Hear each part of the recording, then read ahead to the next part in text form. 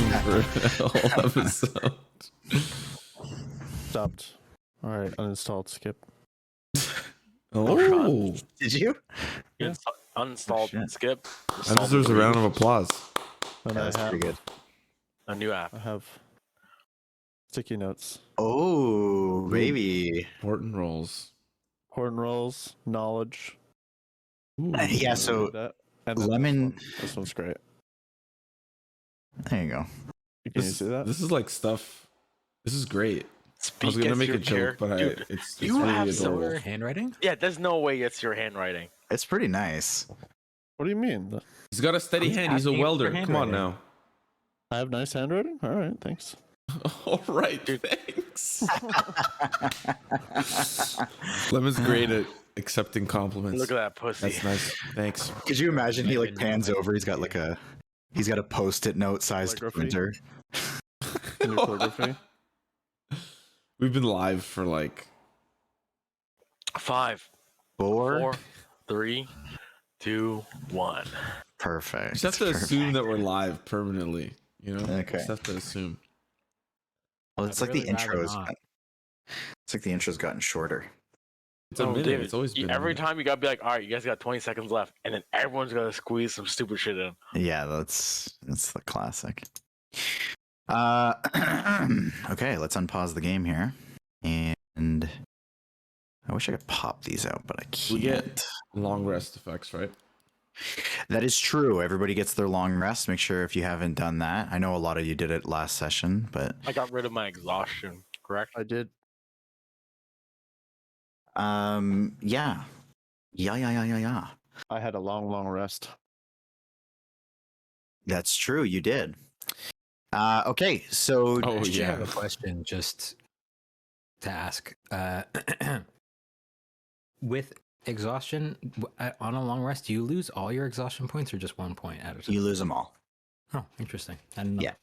Actually, to be honest with you, that's a really good question. I'm pretty certain you lose them all. I think that'd be pretty I only had 1 absurd. point.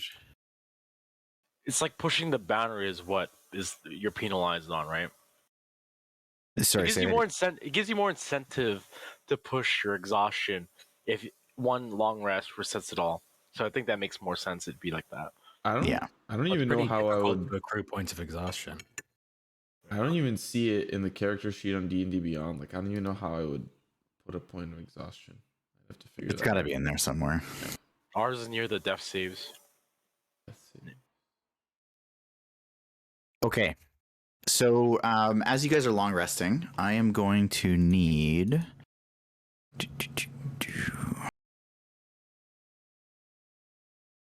Oops. Oh. I'm going to need everybody, except for, in this instance, everybody except for Silas. You are going to make a Constitution saving throw. What the hell? God damn it. Starting off hot. 8. 8 and a 13. Okay. Gantash is still sick. Cough, cough. Okay. So, as you guys are kind of coming to, Silas, you would have been awake first here, just because you do require a bit less. So I'll actually have you be the first to wake up here. So as you kind of wake up, you take a look around at your surroundings, and you can't help but notice that standing over top of Buru, Ooh. eyes rolled into the back of her head, Oh no. arms out, just kind of hovering above Buru, is none other than Mad Maggie. She's standing about a foot away from him, but still hovered like over top. Like her eyes would be directly above where his eyes are. What are you saying? Like suspended off the ground? No, her feet are on the ground, but she's kind of like arched Straddling. over. No. Feet at his shoulders, arched over, looking down. One like this. Yeah. T-pose. She's T-posing on him. This is Yeah. not possible. Brewer consents horny. I would have saw this coming. I have horny sense. Advantage My on horny perception is You throws. can't get that close like that. Well, she is. So Silas, that's what you wake up to, buddy. Imagine if she just went not possible and Phrank goes, "Oh, okay, never mind." Oh wait, she's on Lulu. Yeah. God damn it! Why did I choose this 10? I'm just gonna like casually walk up, and kind of lean on one of the tent poles or whatever, and just say, "Maggie, what are you doing?" And she just seems to be muttering something to herself. Just eyes rolling back into the back of her head. And she just, in a brief moment, as you kind of finish what you're saying, she just kind of snaps back, turns and looks at you and just, "Oh, nothing. Such interesting dreams you all have. Well, most of you anyways." And what was he dreaming about? Oh yeah. Well, he was having dreams that weren't even his own. Uh-oh. This one What? seems to be a common theme amongst your group.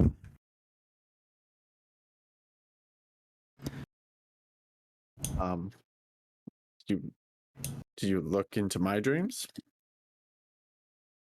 Well, I certainly did, as requested. As requested. Oh, wasn't it you that wanted me to open up your dreams? Open up your mind? I guess it was more for memories, but I guess dreams can also be memories.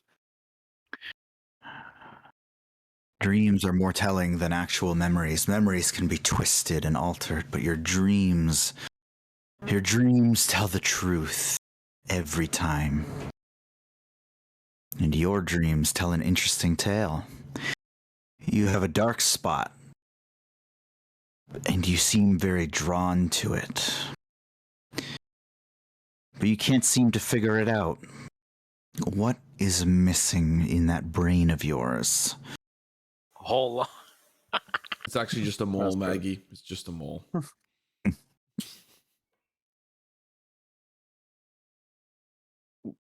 Well, I can't remember anything past a certain point in my life either. I mean, I was brought back to life. So I think that's what you're talking about. Yes, and you're trying to figure that out. Why you? How you? It's tricky. And I suppose you were hoping that I would come up with the answers for you. I mean, I'm just looking for the answers in general. If you had any knowledge, it would be helpful. I've seen a couple visions. See that thumb around Buru's necklace? Or see that thumb around Buru's neck? Yes, that's quite interesting indeed. I tried to take it, and he wouldn't let me. No, I think only Buru can carry that weight. Well, that's a shame too. The creature that's inside of there, I think he wants to kill all of you. Well, we put him there, so I wouldn't put it past him. Oh yes, that's right, you did. In fact, I watched you do it. Ooh. All of you. That was a wild night. Tricky.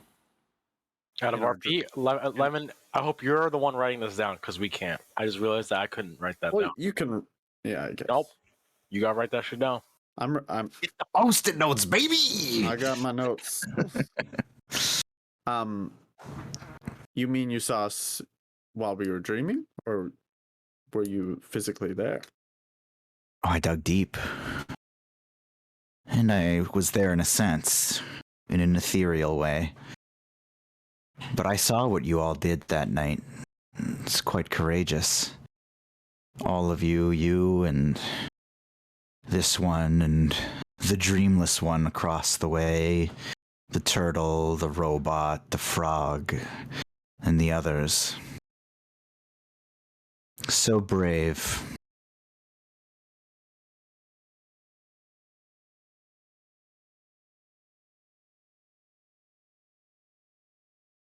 I guess so. I can't really recall everything that happened that night. Yes, well, recalling that one will cost you extra. I'm afraid. Maybe not for me, but to somebody else.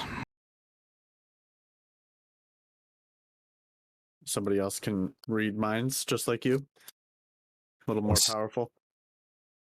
A lot more than that. You've already been visited, shown a piece of your pie. I'm sure he'll be back to show you more. Was he? I suppose it won't cost me any to tell you his name. He goes by the name Smiler. Smiler the Defiler.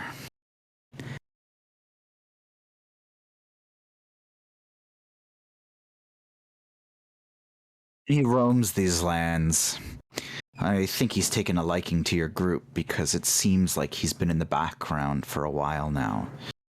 Since you got down here. And he's only showed himself to you once. If you're lucky, he might show himself again.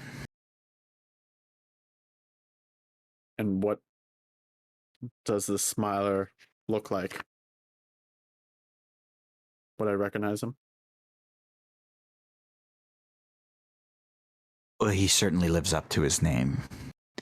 Hmm. You'll recognize him from a distance. That face is hard to miss.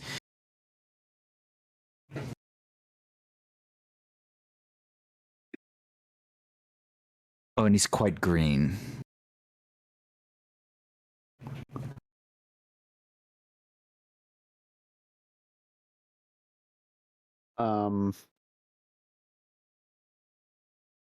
About the vision I saw, I held on to Brewer's thumb and Baphomet.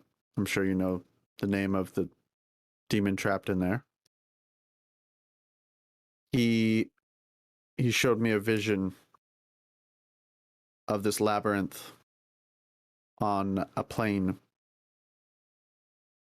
and it seemed to cycle through different layers until it stumbled upon a lush swamp area with mushrooms as tall as trees.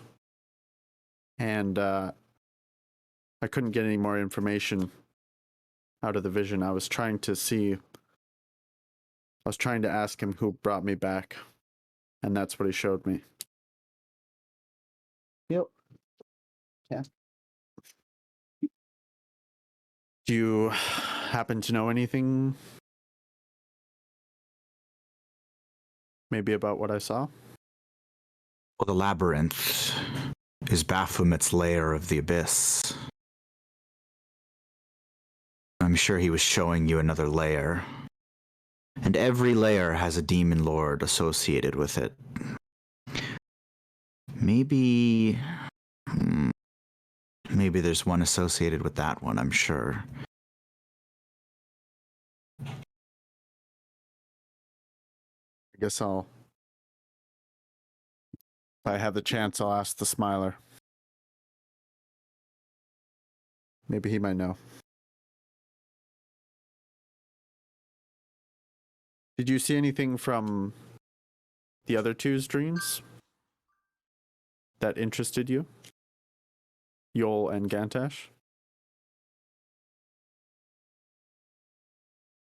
Do you want me to tell you and you alone, or should we wake them? Oh, well.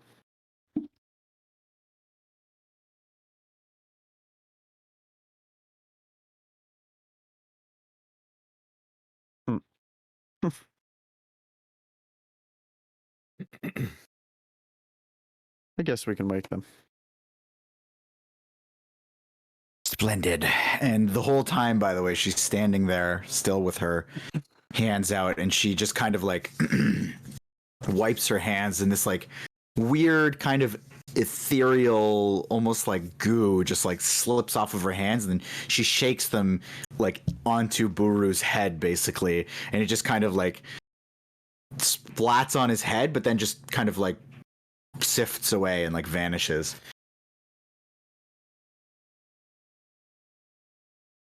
Well, I'll do the honors. And she she kind of like pulls her hand around the front of her face and turns herself into this much younger looking, long blonde haired elf form.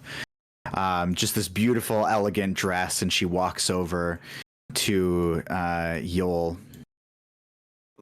And she just kind of bends down and like tickles him on the chin, waking him up.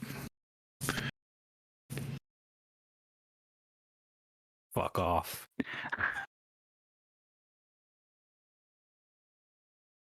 Oh, so hasty. And she kind of flicks her hair and walks over. Again, just shifting her form now to just the same kind of form, just a bit older. Does she have a necklace of Torm? Does she have a necklace of Torm? She does not. She does not. And she goes over to Gantash and she just like combs her hand through his hair and just kind of pulls on it at the end to wake him up. What are you? I'll take my staff out. Just point it.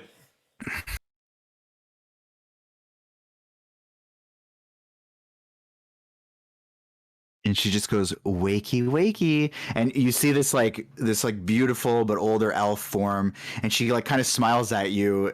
And you can't help but notice the teeth are still all gnarled and mangled. And some of them like shaved down to points and just yellow gaps in between them all. Is this a sick joke, Maggie? Maggie? I forgot the teeth again. Always forget the teeth. And she like shakes her head forward and she just shifts all the way back into her former self. I'll just use my staff to like get up and leave the tent with her.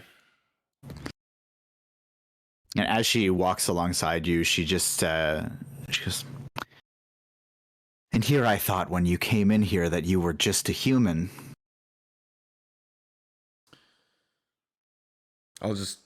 I'll lean in and quietly say, that'll be our little secret. I'll just keep walking. I'll kind of say it smugly, like I'm not saying it in a way that's like deceptive or trying to be secretive. I'm just saying it smugly.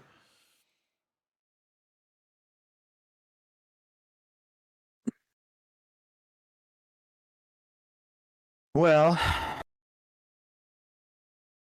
if everyone's awake and Buru, who hasn't been woken, she just kind of claps her hands together and it makes this like kind of booming sound in Buru's direction. And as he wakes up, I'll turn to her and say, no blonde-haired minotaurs?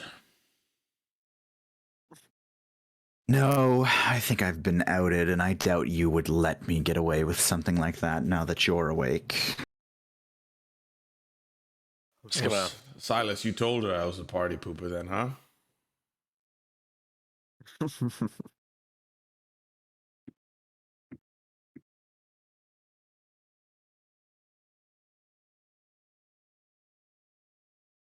Well, before you all go on your way, that was quite an exciting time you all put me up for. Especially you, big boy. She points over at Yoll. You did me a real solid. And I can tell that you're down here for something else that might be useful to me. Some of you are interested in taking out Zariel, or at least dealing with her in some way. Do I have that right?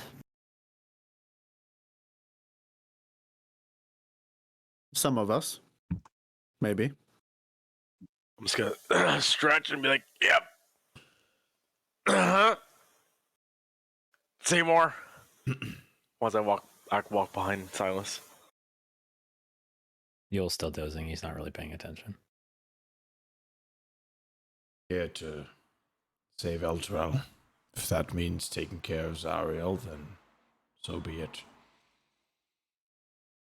Yes, I'm sure some of you have more motivation to deal with her than others. And she just stares at Buru and Silas, standing next to each other. I'm just gonna pet my shield.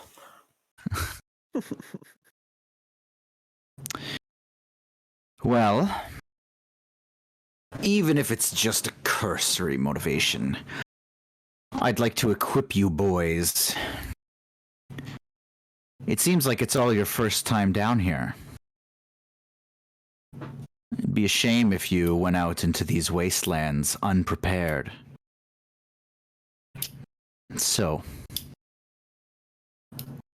I'm sure you have questions, and I have equipment for you when we're done. Or if you'd rather just take off into the, I would say, sunset, then so be it. It seems like you have a course in that one's brain over there. She points over to Lulu.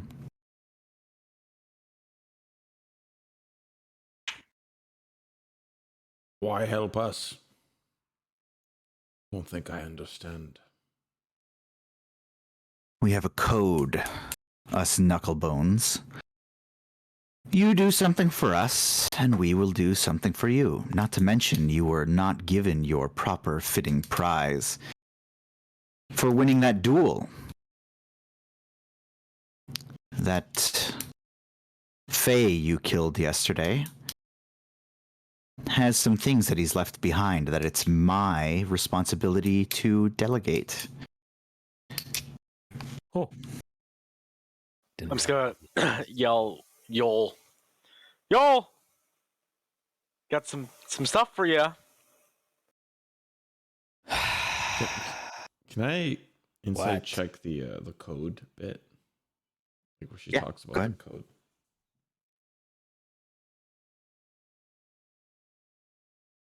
Ten. Yeah, I mean, she's mentioned it a couple of times now. So, as far as you can tell, it seems like they're abiding by some sort of rule. Like, looking around outside and in the fort itself, there's a bunch of, like, seeming madness, but there's something kind of stringing together their behavior.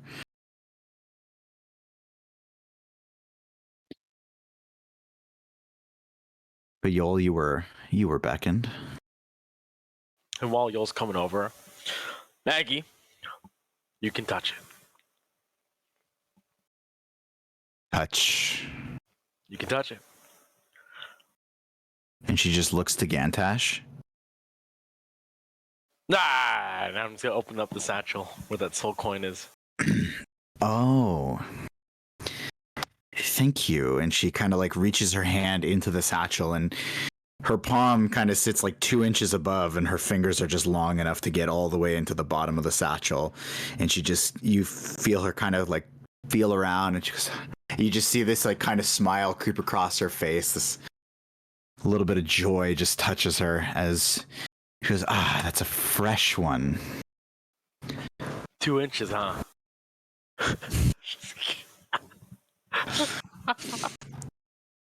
She says, that's a strong coin. What happens if I touch it? Do I need to Find out for get you guys a yourself. room? Wait, what? What'd you say, Frank? She said, why don't you find out for yourself? Might as well. After a long, yeah. So I'm gonna put my hand out for her to put it in my hand. Oh, she didn't take it out. She just Oh. touched it. Oh, I want to touch it with one finger then. Okay. So with your one finger touch to it, you just hear this like wallowing mixture of like sorrow and screaming. It's one voice, but it is it sounds like almost like somebody's just being tormented. And it instantly hits your brain as you touch it. And I want to move the satchel to the other side towards Silas. Like, hey, touch it. You're muted. Silas. Classic. Okay. Muted. And Have a touch, Silas. It won't hurt. Touch I it. did it. I'll touch it. Okay. And the same thing happens to you. Yeah. Maggie, That's interesting. what would you like for this coin? Oh, that's yours. Oh, wait. You want to buy something from me? Well, to be honest, what can I do with it? I'm glad you asked. Your gold that you've got with you is nearly useless down here. And I only say nearly because there are some places that will accept it. So don't get rid of it hastily.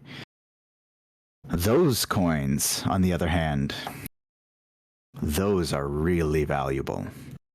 Every devil worth their salt, and every creature that just resides down here of their own accord, uses that as the currency. It's worth... Each one of those is worth approximately 1,000 of your material plain gold. And it's used for all sorts of things. Sounds sick. Interesting.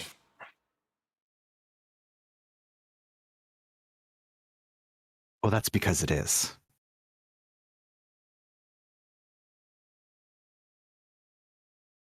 Not like we can take the soul out of the coin, right? Some creatures can. Or take something out of an object. Oh, I know what you're speaking of. And just in the same way, there are some creatures, I'm sure, that would be capable of doing that. Certainly in Avernus. Maybe many.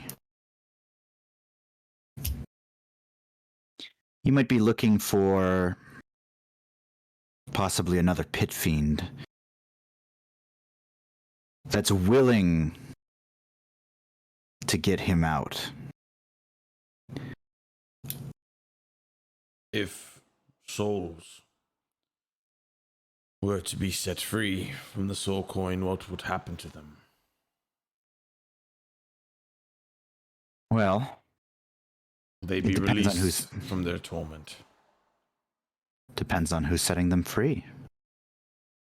If a devil sets them free, I'm sure they would just turn them into a lower devil to serve them. Or, if they're set free under the right circumstances, with the right sacrifice, I'm sure someone else will accept their soul. So not freedom. Oh, freedom indeed. They just won't go back to the material plane. They've already died. But with the right sacrifice and the right person performing the sacrifice, they might go to somewhere I'm sure you would like to go when you die, Mount Celestia.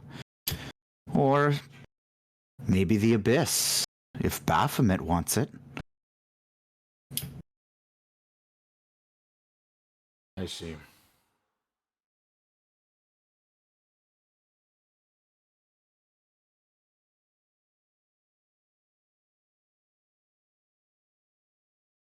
You said you would let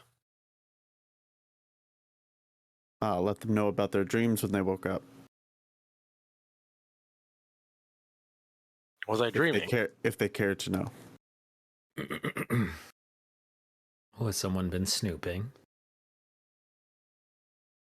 Oh, yes. Well, I'm sure the cat will get out of the bag soon enough, but this one doesn't dream at all. And she points to Gantash. It's like he's incapable. He's lived a long life. There's no need to dream. With Torm by my side, this is true. Ah, he's protected. That's why you can't be nosy.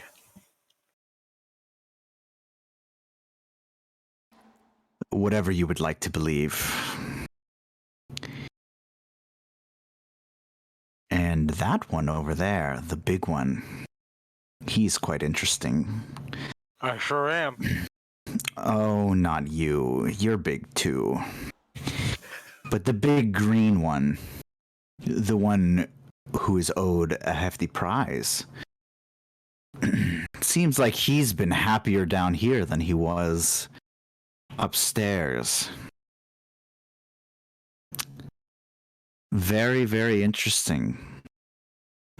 You know, Maggie, snooping isn't really something that friends do. That's true.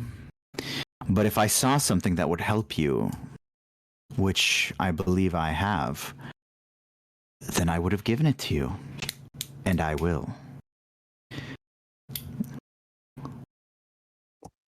She also said she saw us capture Baphomet in Yoll's thumb. She said she was there. In a ethereal sense. Yes, that was a doozy. In fact, I watched that one 3 different times. One in each of your heads. Except, of course, the old one. But Yoll, before I'm done with you, just know that we here at Fort Knucklebone are about as free as you can get. You follow the code, and you can do and go anywhere you want. The offer's on the table. Just think about it. When you feel the wind rushing across your scales on one of our machines, I'm sure you'll understand what freedom feels like. I feel like she's a car salesman now. For the price of 2 souls. What is it? What is it that you like down here, Yoll? So much. The fight? Why don't we ask her? Oh, it's just a You've feeling. already done the digging. Just a feeling.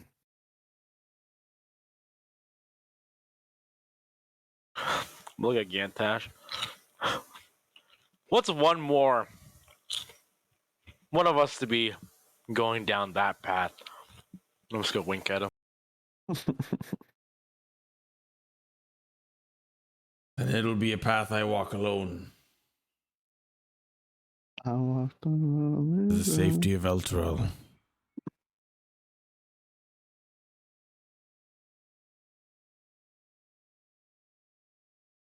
Maggie, I can promise you this, that I hold no wish to stay here any longer than I must.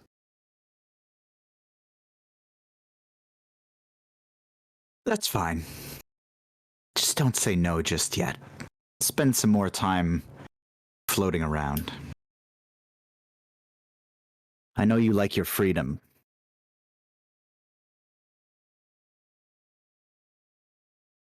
Anyways, I saved one of the best for last. This big one. And she points to Buru. You're a bit of a mess. A messier. Don't say that What again. can I say?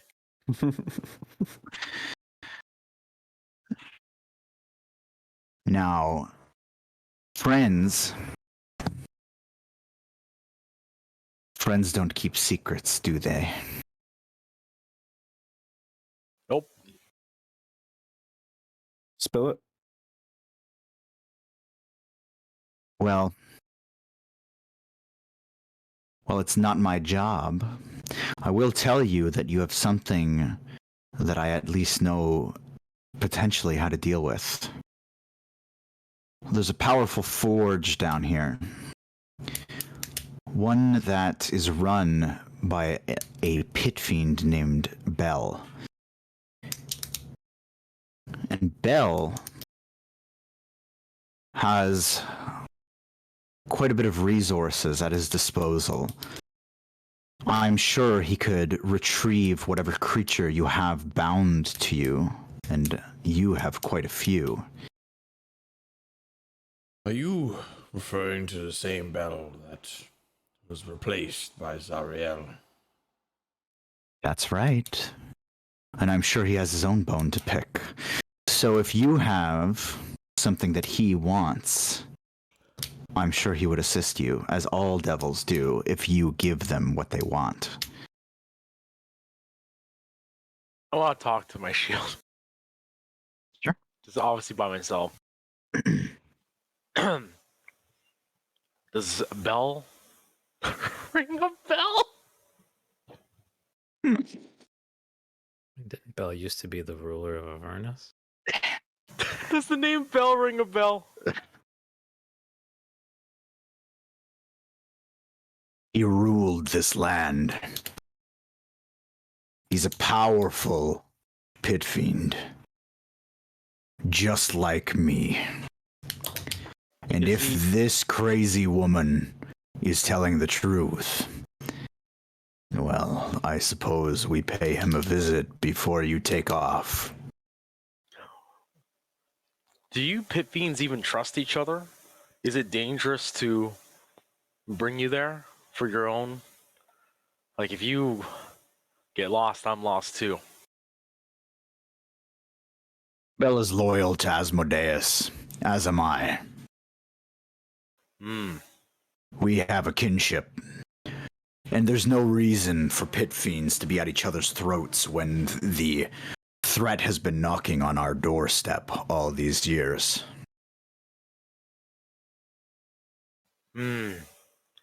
So if he has a problem with Zariel, there might be a deal he would want from you for your freedom. Just That keep deal that in will- mind. That deal will be struck with you and your group. It won't be struck with me. You don't think he would want anything for your freedom? You see, Buru, you want my freedom. Last I checked, you wanted your freedom very bad. Here you are, bound to a cow. That's right, but if I don't get my freedom before you perish, your soul is mine. I can continue fighting for my freedom after you die. All right, I get it. Okay. So Maggie, where is this forge? Point us in Well- the direction. One of you has a map, I believe. I'll begrudgingly take it out. And she... Let me get the... I'm not going to send you over to the map.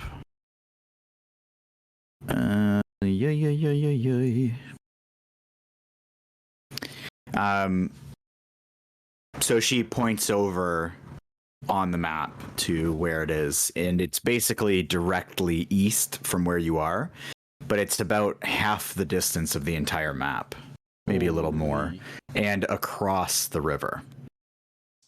Ooh. Whatever you're looking at, I trust you.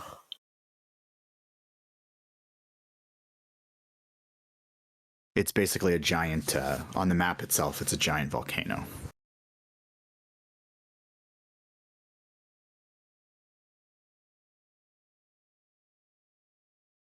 I mean, we think about this.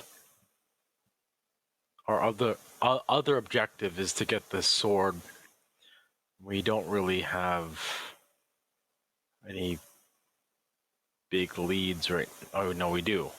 Yoll, you've spoken to Lulu, no? What has she said? What has she said? What has she said? Yeah. I didn't get a chance. Oh, that's my fault. I should have done that before. Yeah. So that's why I'm like, there's this big question mark. I'm okay to. I'm actually okay if you guys are okay with doing it to just put a pause and we can kind of retcon that conversation in. Okay. Yeah. Because that's kind of big. Because we're about to go down different paths here. Sure. Let's flashback. You want to flashback with me, Krepe? Sure, but I'm not gonna do the rewind thing. Oh, okay. You can do Like it twice. the noise. Oh, what the fuck? No, I'll take that. I'll accept that. I like that noise. I'm gonna try I that. didn't like that at all. So you guys are, you're laying down for bed. Lulu's looking like about the softest plushie you've ever seen. You're thinking tonight's going to be the best sleep you've gotten in a while. I'm also dead. What? Like damn near. When we went to sleep, I'm damn near dead. Yeah, you're heavily damaged. Rattled. Never rattled. Oh, but kind of literally rattled by the boots in the chest. If I was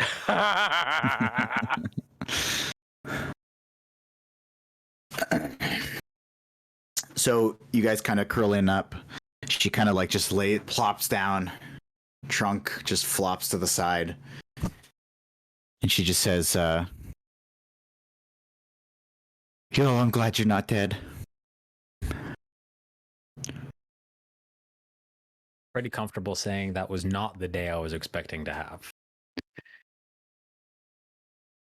Well, you're going to have a lot more unexpected things happening down here. I'm sorry to tell you. Well, as long as it's not that fucking dwarf with the boots, I think I'll be fine. I looked around. I think they're all wearing those boots. Yeah, well, I've already killed one. Maybe I don't have to do it again. Yeah, we'll try to avoid that.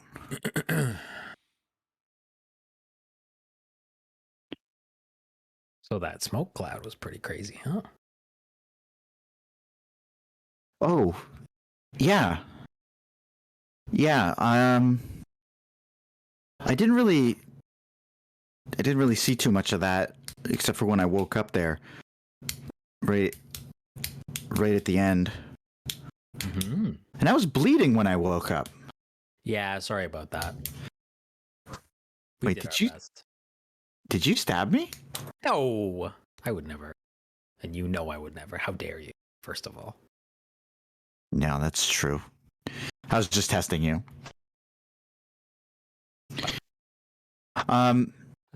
So yeah, I looked through that spyglass and I saw the sword and I saw that it was in an altar.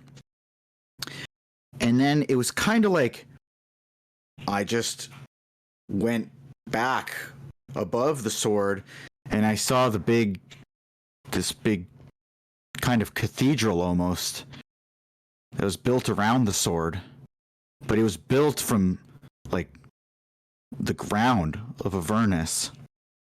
So it was all red and Like from the earth. from the earth. Like it looks like it sprouted from the earth. Yeah. Interesting. It's not the first time I've heard that. And then I saw the big demon, and there were a couple other demons there too. The big demon actually was like carrying the other demons in its mouth. It was a lot. That doesn't sound sanitary. No. The demon's like the last thing I'd want to put in my mouth. I wonder what demons taste like. Sorry, go on. Yeah. And then I kind of went back a little further, and then I saw this big, gross scab that just covered over top of the building. And that was also made out of Avernus, but it was a lot different. It was like really, really icky and scabby.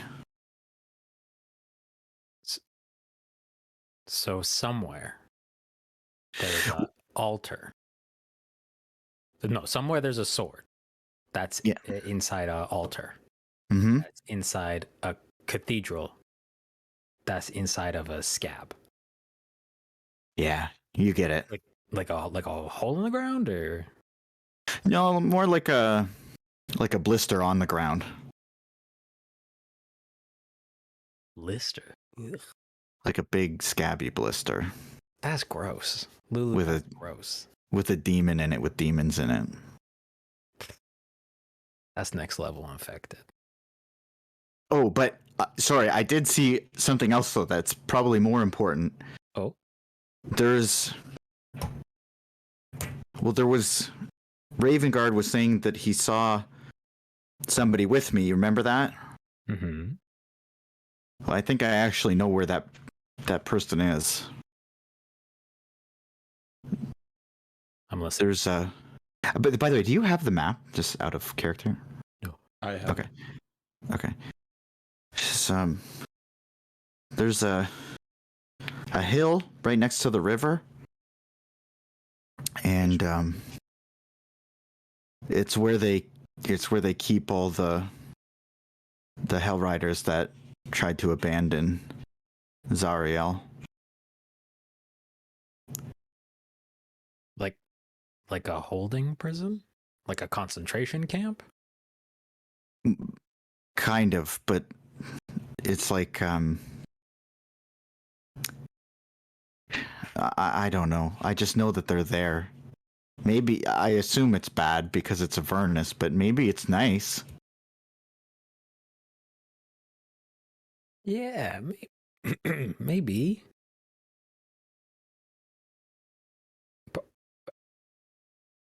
Probably not, though. But it could be, right? Yeah, it could be for sure. Okay. But it is probably not, though. But probably.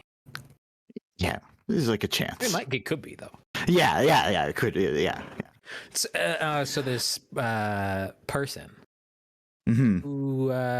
who was that?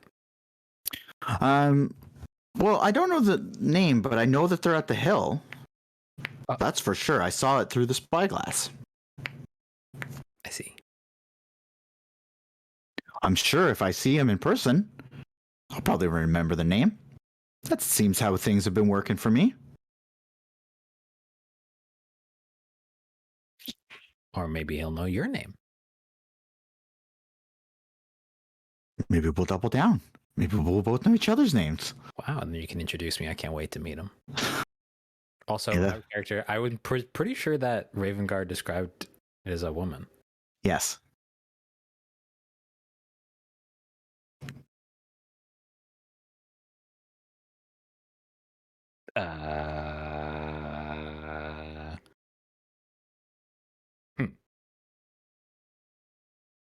Well, I'll be honest with you. If I said him, I think I've been saying like them or M or I might have said him though mistakenly. So I don't want you to think too deep into that. no. Okay, I understand. But it was a good catch. I catch. You said near the river. The river is like pretty big. It's like kind of everywhere. How near the river? Can you map this out for me in my head? I do better visualizing. So like, are you saying that somewhere between us and the weird scabby blister palace is a mountain that is full of Hell's Riders, abandoners? Yep. Well, to be totally truthful, I just know that there is a scab, which is something. But I also know that there's Hell Riders, and I'm sure they know. But we're not sure where either of those things are. No, I know where the Hell Riders are. They're that way. Great.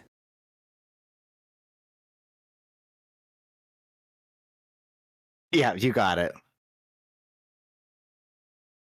You really did get your bell rung. Ring my Let me flying jump kick you with metal boots and see how you feel.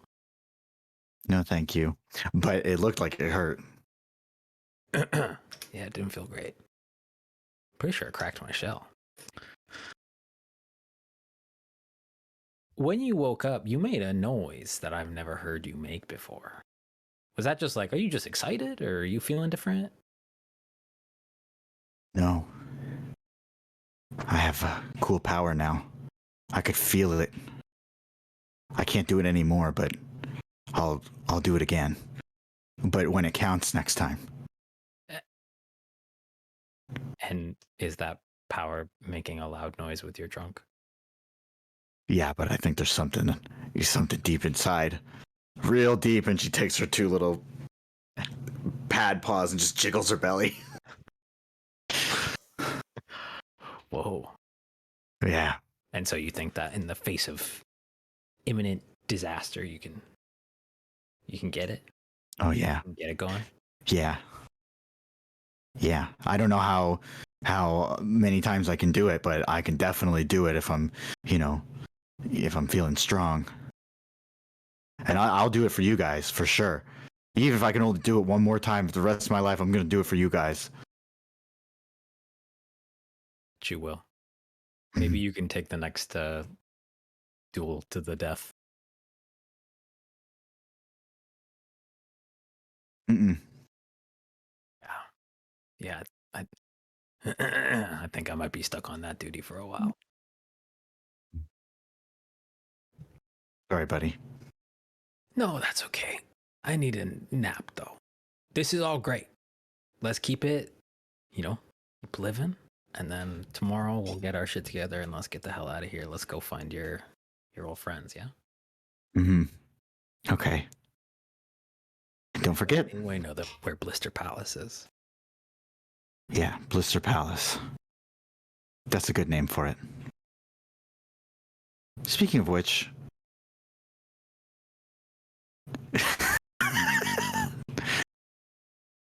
you guys should... Nah, never mind. And she just flops down and her trunk just flops into your hand. The Blister Pals.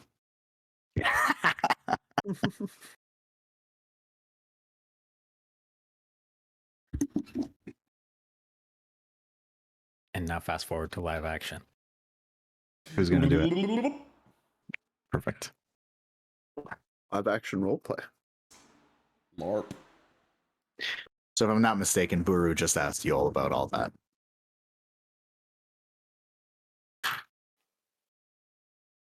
Yeah. There's a camp that we are going to need to pay a visit to, I think.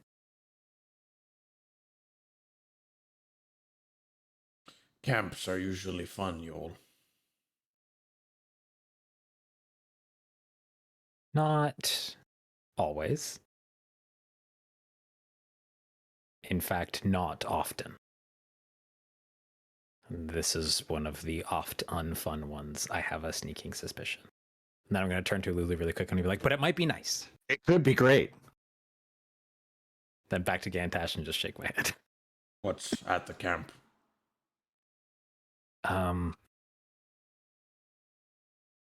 Hellrider deserters. Oh, Yeah. and that is a place that I want to be at. I don't know for sure, but I can imagine people that abandoned Zariel and then remain trapped in Avernus have had a great time over the last few, however fucking long it's been. I don't mean to break bread. I mean to save them. Yeah, I think they just might be beyond set. You know what? They might be fine. And it might be nice. It could be nice. Anyone that still has faith in Torm deserves to be saved. No matter their deeds, anything can be forgiven. You're kind of missing my point here, buddy. I think they might be maybe not quite as passionate for the cause as they once were. But maybe they are, and maybe it's nice. There could be a pile of coins. Who knows? Or they could be a pile of coins. Yeah. I'm not hoping for that option. I have a bad feeling that they might wish they were just a pile of coins. If you know what I'm saying. But it's just nearby. Lulu knows the way, and it's by the river, right? Mhm. So, beautiful view. Did she say something about big demon carrying demons? Is that right? Well, not to you. You wouldn't know that. Oh, okay. Well, I Yeah. thought that was regurgitated. No, not yet. No. Not yet. Okay. Well, we are. All right. Because the We demon's should- in the Blister Palace, remember? Yeah. And we don't know where Blister Palace is. Once we find out where Blister Palace is, then You think this person in the hill camp knows where that place is? well, Maybe. do you remember when Ravengard was telling us about his vision, I guess? Yes. There was a person with Lulu. Mm-hmm.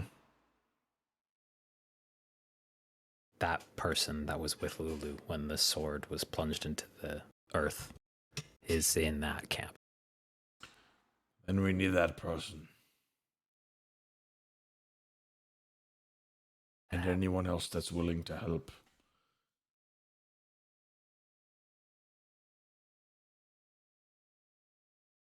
Well, it seems like Bell may be willing to help. Who comes first? You guys realize that we don't really like the devils, right? We're not like on the same side.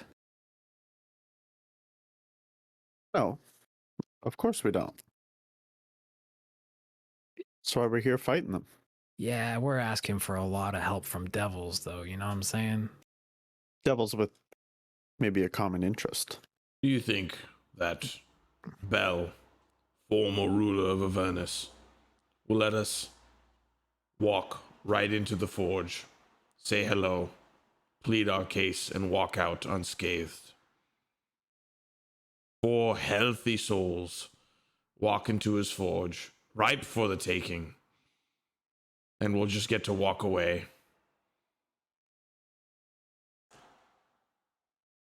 Is that or I have faith, Maggie. Faith And I'll in a turn pit to Maggie. fiend? Faith in a pit fiend. I don't think those 2 words have ever been rung in the same sentence. We have a common enemy. my pit fiends has faith? And Silas, unironically enough, Bell also has a lot in common with Zariel. They want to kill humans. Because they're both devils. And also Minotaurs and also Tortles and whatever the fuck it turns out you guys are. Listen, I I'm don't not think saying these- I'm not saying we're not going to the forge. Just don't look to me to be so excited to walk right into a pit fiend's lap for free.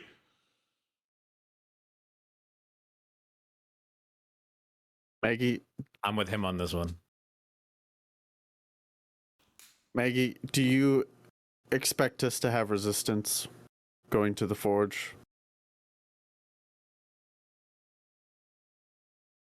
From Bell. And she is just grinning ear to ear, listening to you guys go at this.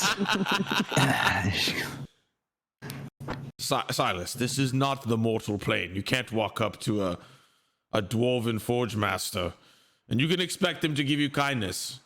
But a forge master of one of the layers of hell, he's not going to greet you with a smile and a hug. I'm not saying it's all going to be fun and games. I'm just saying He was No, a former need a s- ruler of this plane, Silas. we need his help. Is all I'm saying. We should go there. Mad Maggie chimes in. She just goes, Well, it may interest you to know that it's not like he's choosing to be the master of the forge. It's clear that his aspirations lie elsewhere. Oh, and one more thing. Just to make things more interesting, you may be interested to know that there's someone else down here that ruled Avernus before Bell. Tell me it was you.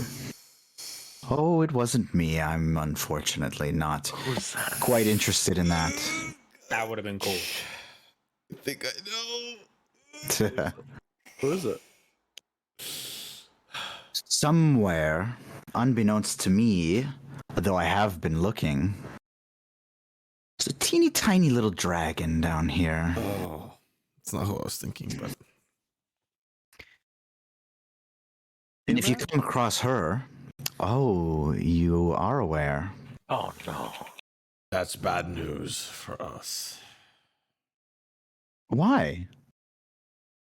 Tell me you haven't upset the Queen of Dragons. We might You have just- stolen I just look down at the ground. I don't respond. I just look down. Yeah, we at the brought her soil. gold. Well, good. She would love that. We just haven't. We brought our gold to our pockets.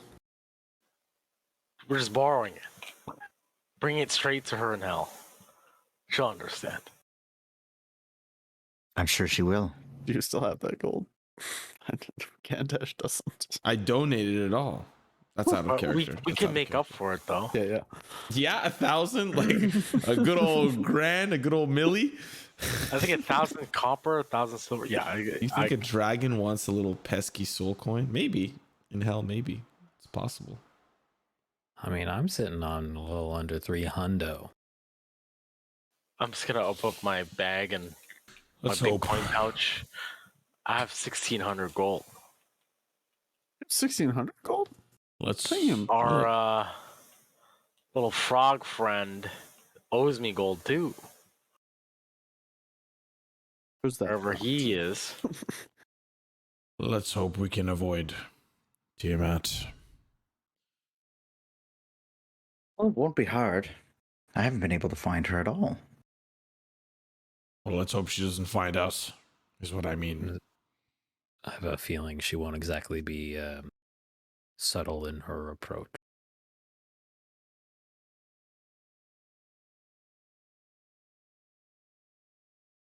No, she won't.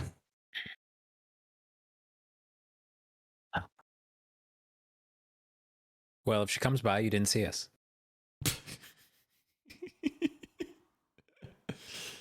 That will work.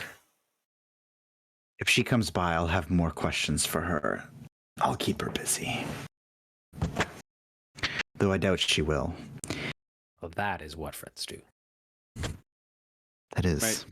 Maggie, I have to ask, because I ask everywhere.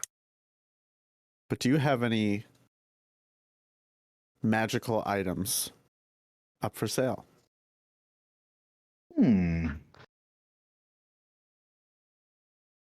Well, I wouldn't be a sufficient warlord if I didn't have a few things up my sleeve.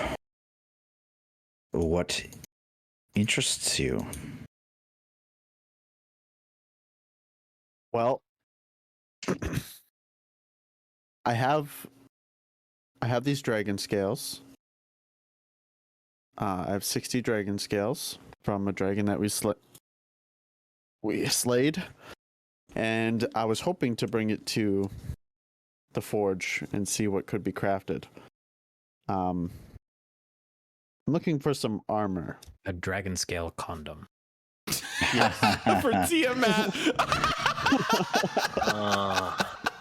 Oh god. Tiamat, listen, I'm sorry. We spent the money, but I made you a condom. That's how we kill Tiamat. We have to go in. Oh protect. Yeah, my really. god. No.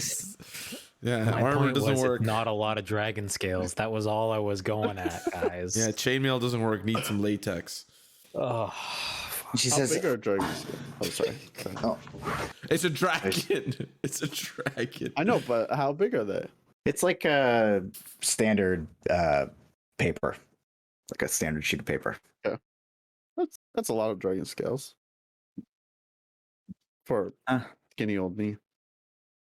Yeah, She says, well, I don't have much in the way of armor, but I do have some weapons.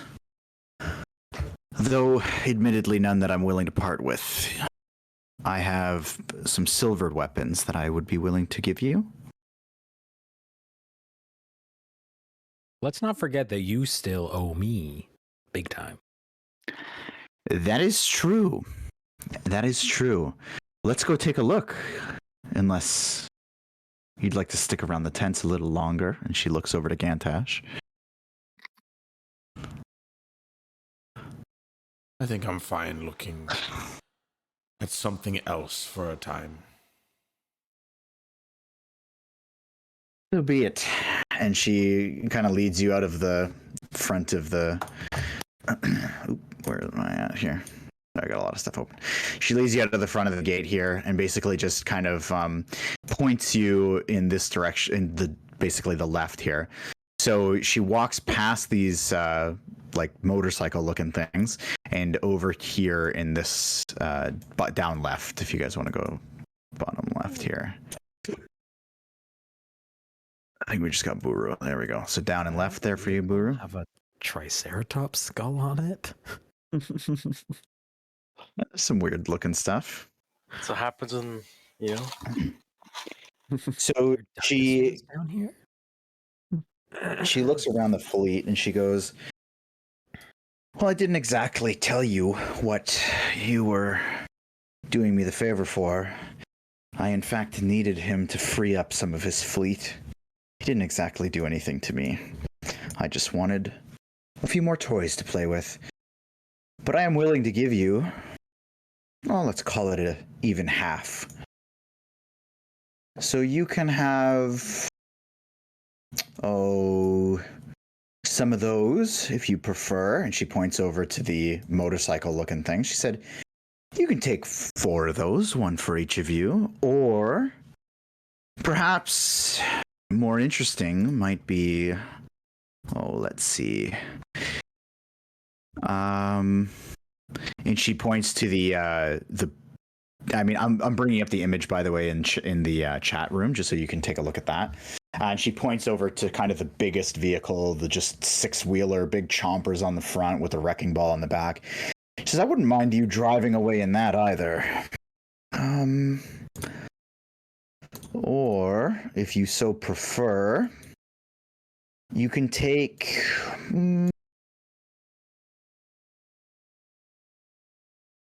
one of each of those, and she points to the Tormentor and the Scavenger. The Demon Grinder obviously being the biggest of the two. Just on cursory glance, you see that it can, it's got, you kind of gauge about capacity for 8 people. The Tormentor and the Scavenger looks like there's potential for about 4 each. And the motorcycles, obviously, they're just single rider motorcycles.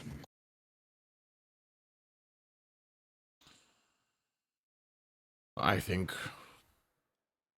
if anyone is to join us after our encounter at the hill, we'll need all the space that we can get.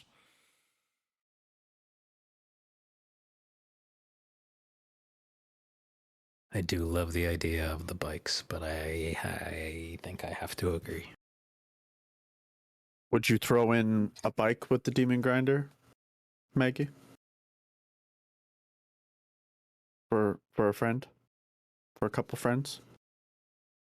Oh, that's a little more than half, though, isn't it? How's about this? I was going to give you a little upgrade of your choosing. But if you forego the upgrade, I'll give you a bike.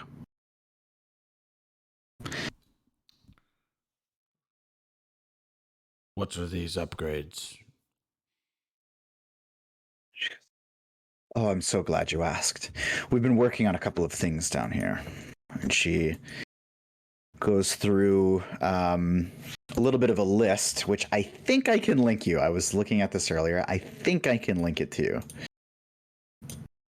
I think I can. I think I can. Actually, okay, so it might be a little bit. I can't actually link it to you because there's a little too much on there that I can't reveal. But she says, well, on the offensive end, and she kind of like brushes her hair back and goes, we have this bile sprayer. Lots of acid. You can use it a couple of times a day. Or we could outfit you with a flamethrower. Kind of speaks for itself. Or one of my personal favorites, we call it the Infernal Screamer. Let's call it a big boom. A big psychic blast for anyone you choose. Or, and this is a bit of a new addition, if you get access to the River Styx, you can fill up this little contraption here, and she just rolls over this kind of basically giant super soaker looking thing. She says, we can attach this and you can use it as a sprayer of the Styx water, which, if you don't know what that's up to, maybe you'd be best to take it just to see. Or on the defensive end, and she goes through and says, we have, I can bolster it and make it pretty much indestructible to outside attacks with some thick armor. Or I can give you a bit of a gold armor that will make it a little bit more immune to the demons and devils you come across.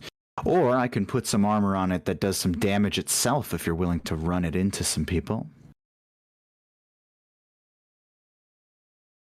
I assume the roads down here are very treacherous. You wouldn't need vehicles like these. So I have a feeling we're going to be going through massive hordes of devils. I'm not sure and roads demons. is the words you want. Maybe not roads, but you, Maggie,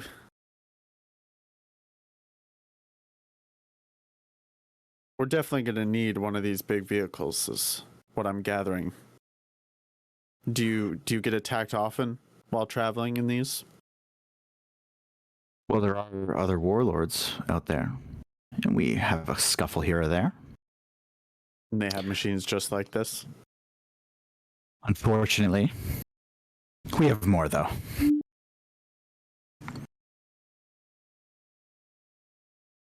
Well, Yoll, do we want an upgrade or do we want a motorcycle? Do you want that motorcycle?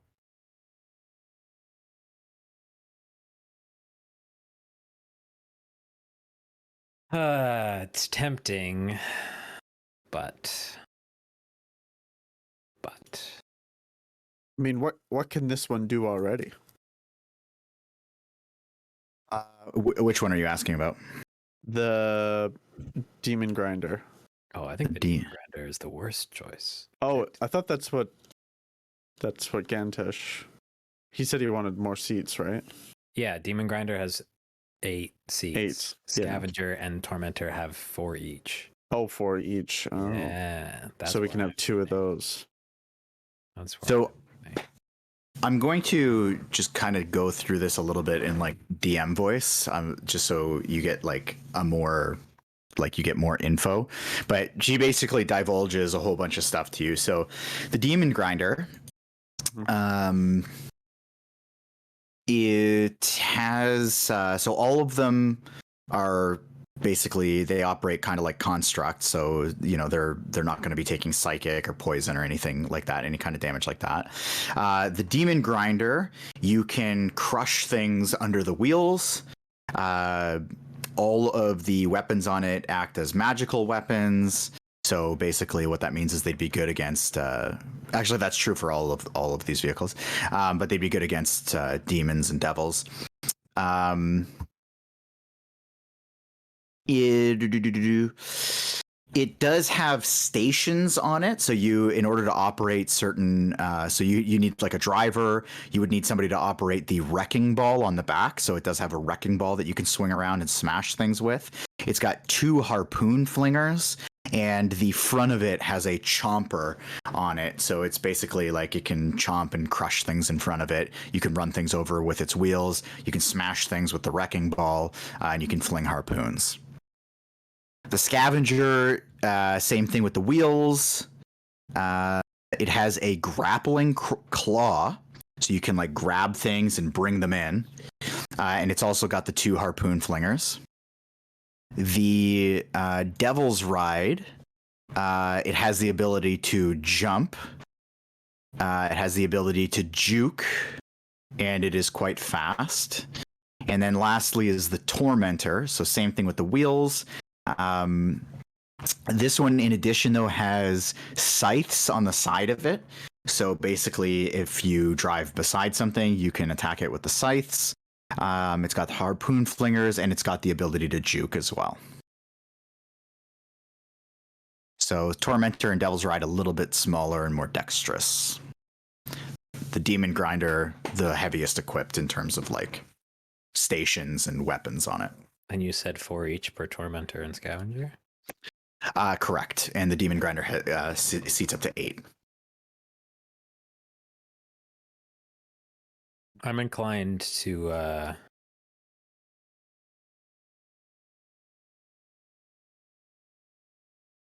suggest the 2 medium-size vehicles. I mean, if one breaks down, that seems like a good plan to have a backup.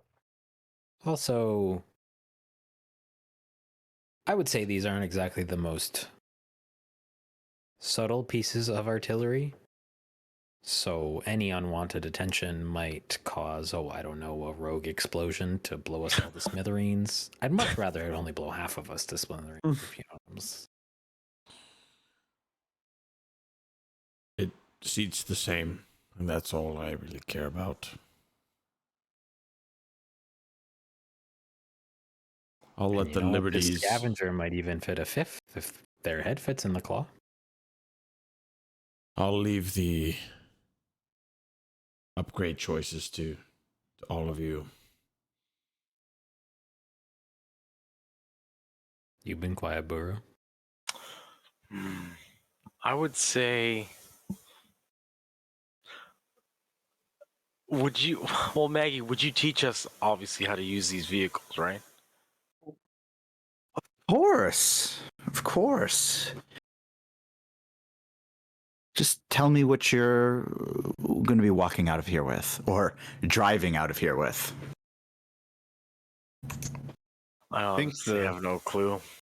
I think the Tormentor and the Scavenger is what I would agree. Goes between those 2. now we just Okay. need to pick an upgrade. Sure. Do you want flamethrower, stick sprayer, armor? I think armor is probably the best choice. I have to imagine we're going to run over some shit in these things, especially this one. And I'll point at the, what is it, Tormentor? Tormentor, yeah. It's on it. Yeah. Maybe some spiky armor on this and some plated armor on this. Give me a persuasion check. Yeah. I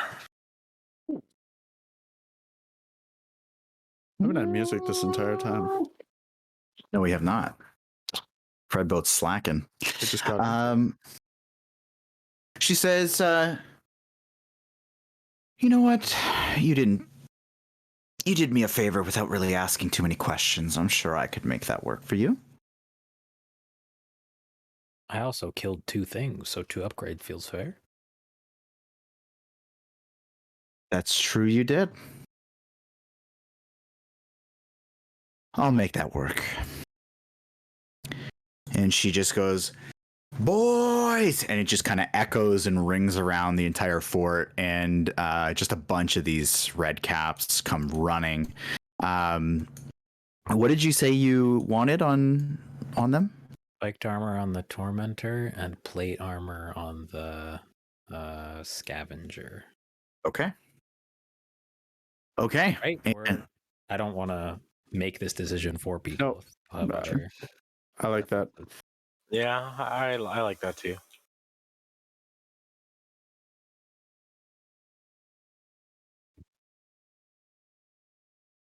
Gotta know who's driving. And she just sets them to work, by the way, and they just kind of get clambering up. They start running around, peeling things off of the wall of the fort itself, and they just start kind of scrapping things together. They seem to be working quickly, but still quite diligently as they're starting to pound these things together. And she says, well, if any of you want to come aboard and take a look at how these things operate, I'll gladly show you. I'll look around Be a good idea for all of us. to know how to use it. Yeah. Okay. All right. In our time of need. And so she takes you up to the scavenger and she says, why doesn't my favorite boy get up there? And she points to Gantash. She says, get in the driver's seat, big boy. Begrudgingly get up to the driver's seat. She says, You look Oh, right in there, big boy. you'll need one of these. And she flicks a soul coin in your direction.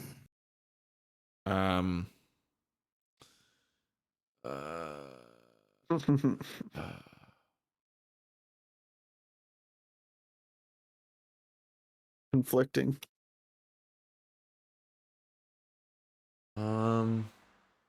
I'll catch it. What is it used for? And as you're talking, you hear the wailing and the sorrowful cries in your head as you hold the coin. She says, "Oh, there's a couple of slots up there, and one of them you can see is like shaped like a rectangle, like you would see like a coin dispenser or like a coin operated machine, and the other one is it's almost shaped like a funnel. It just kind of like is bent steel, almost like somebody just took a pike and stabbed it through the center of the console, and it just kind of like funnels down into like a single point." It says, "Just put it in the one that looks like a coin slot."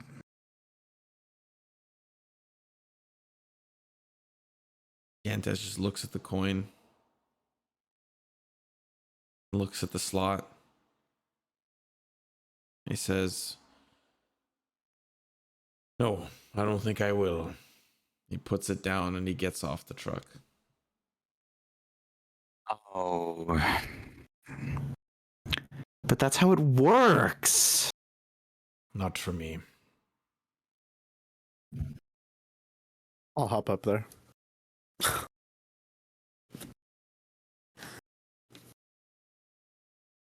As Gantash and Silas is getting back up, I just want to walk up to him, give him a little nudge, and be like, "So you're walking?"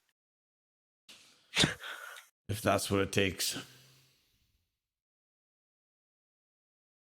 And she, as Silas, as you get up there, she goes, "Ah. Well, it's not as fun if you do it. There's another way you can fuel it." I was just kind of looking forward to watching the old man give up a little piece of himself. That other hole, you can put demon blood into it, and it's going to work just the same. Oh,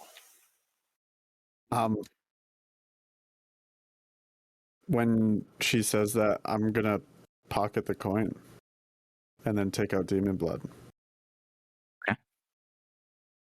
oh, you sly devil. You sly devil, you. He's You not a gave me devil. the- He's a demon. You gave me the blood, Trieu, so thank you. It's true. And Give I'll me a sleight of hand check first. okay. Ooh, yeah, you stealing. Oh, yeah. You're They couldn't get away stealing. with it. You're stealing 1,000 gold in front of someone who was watching you. This can only go well, right? First roll of the game. Oh! So you I go to fumble it and it drops down. yeah, you go to put it in your pocket, and you just like port and rolls. It doesn't it's a nat 1 though, right? So it doesn't yeah. matter. But I mean, if you switch a port and roll, it'll be that roll. Okay. I mean, I'll switch it. You don't have to. I'm just saying the mechanics of it. I just thought on a nat 1 it was just that no matter what. No, your ability overrides You're it. at 1, then yes, of course. But Yeah, if I you see use a port and roll That or instead, lucky. then Right? Lucky. I'm gonna use my port and roll because Okay. I'm gonna forget. It's a 12. It's a 12. Yeah. You get to add your modifiers to it too. Oh, it's a 17. For sleight of hand, it's a Yeah. 17. It's a 17. Yes, Considerably I have 5 decks. You're a lucky boy. So you go to put it in your pocket and you feel it slip and you just like call on this like inner power and you just catch it as it's about to fall out and you just kind of very slyly like turn your body and shift it back up and into your pocket. The coin wailing at you the whole time. But once it's in your pocket, you don't really hear it anymore. Anyways, carry on with what you were doing. And I'll take out the demon ichor, and just yell, where do I pour it? Where do I pour it? In the funnel one, honey, in the funnel one. It's his first time. Which hole is it? patient. And I'll look around for that and I'll pour it into it. Okay. And as the first drip comes out and falls down into the funnel, you see this like furnace inside the coin slot and inside the hole just kind of bellow out, and you see the flames inside of it, and the whole machine just lets out this huge just and just starts up, and it is just rumbling like basically like a big beater truck.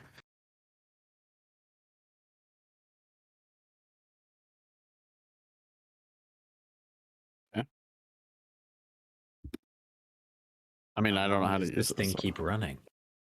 Yeah, I didn't really specify if I poured the whole thing or anything. You Oh. just said with one drop it ignited. It starts up, yeah. And she says, so one of those vials is going to get you about a half a day.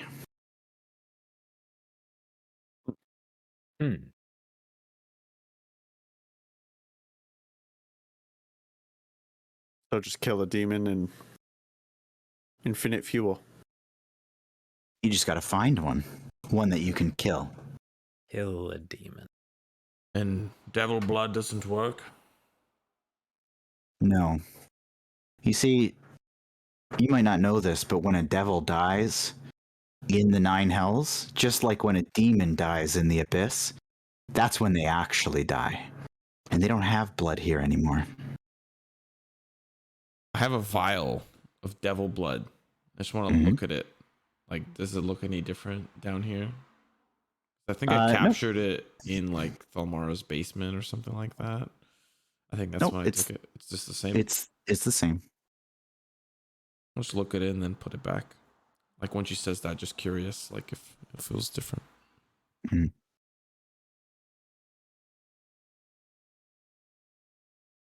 Well, how do you drive this thing? Well, Anyone makes it go, fat one makes it stop. that's about right. And you just see this, there's just basically one lever and one wheel, and the lever is sitting currently just in the center of this long kind of shaft that's been, or this long notch that's basically been carved out. and it goes forward or it goes back, and then there's a wheel with a little handle on it that you can spin. Seems easy enough. I'm glad you caught that, Krepe.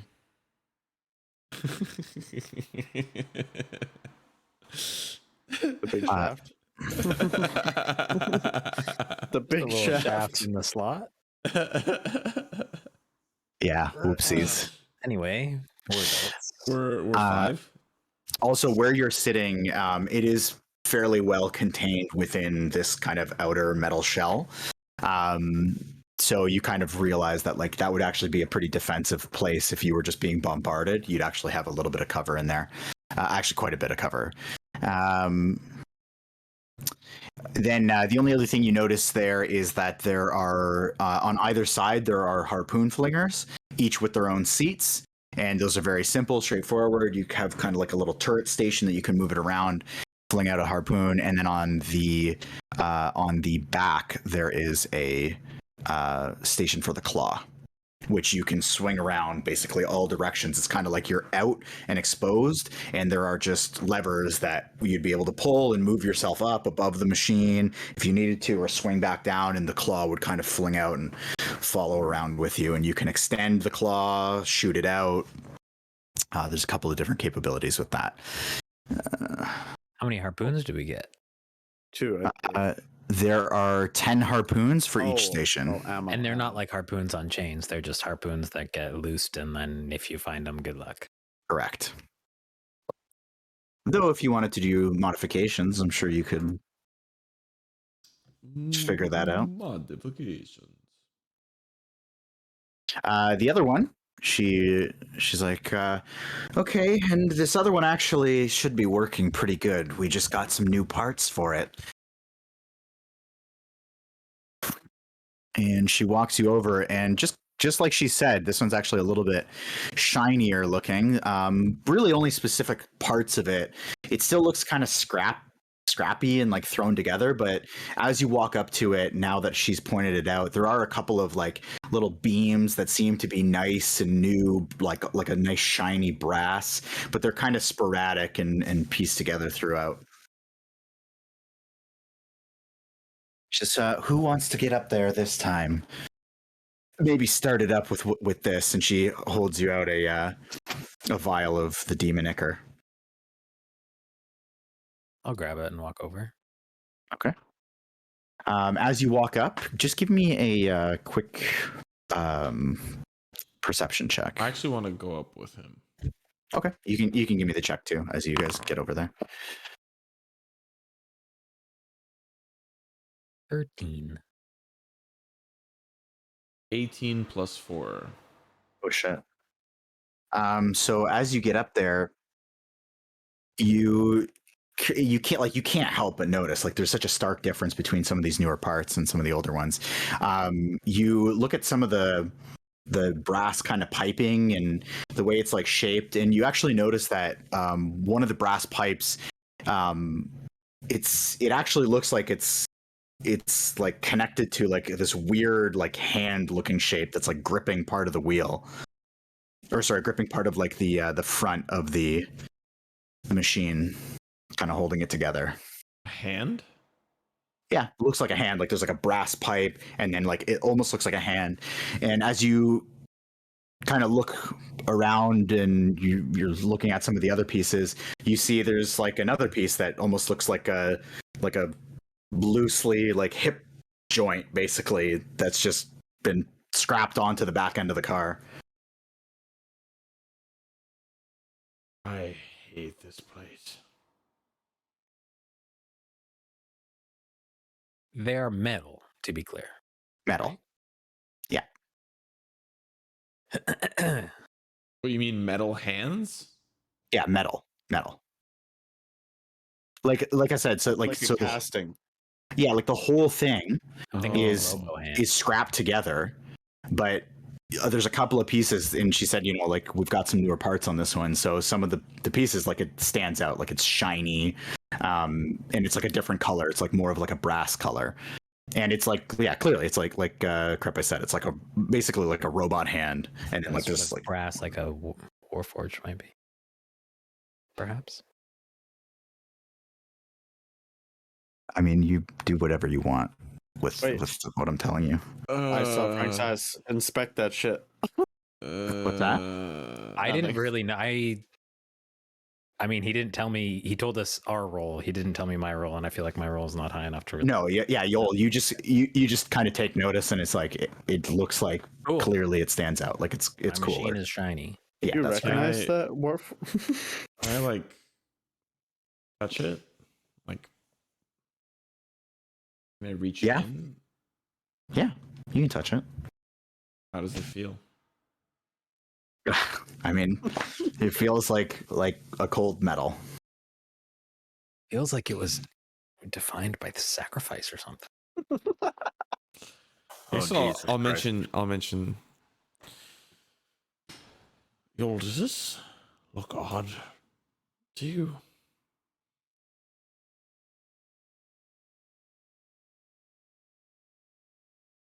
Does it look odd to me, Frank? Yeah, it really does. I mean, the whole thing's strapped together, but this certainly is like a bit of a unique.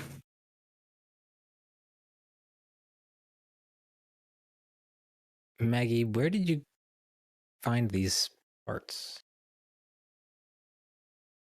Well, typically, somebody brings them here. Could be from anywhere, but most of the time we get our stuff from the war. Mm-hmm. If anything gets broken down, we put it to good use. Weapons, other vehicles, armor. Warforged. Yes, in fact, I think, if I'm not mistaken, there was a Warforged fighting recently. Didn't make it very far. Down here. Down here. I'll, He was the talk of the town for about 30 minutes. I'll lean into Yoll and Oh. say, he took the deal.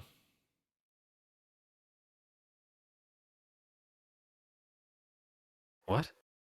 What? Was Zariel. He passed and signed his life.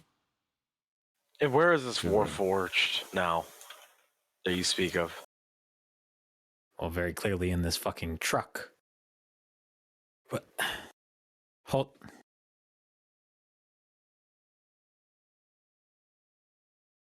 Are you telling me that my bumper is made out of Roger?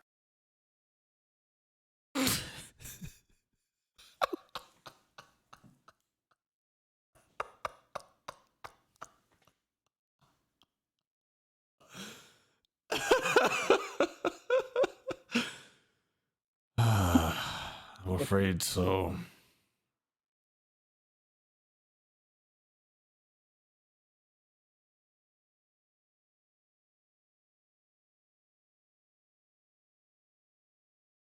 That stupid fucking idiot. We knew this one, Maggie. Oh. How sad. How delightfully sad. Conflicting more than sad. Startling. Confusing. In fact, Strange. days ago, he was a happy robot on the mortal plane. Now he's here. You don't, you don't happen to have any bagpipes laying around, do you? Bagpipes. Well, I think if those would have come in, we would have put them to use with something. Like kindling or... Like a pillow or something like that. Turn to Gantash and go, maybe it's best we don't know for sure.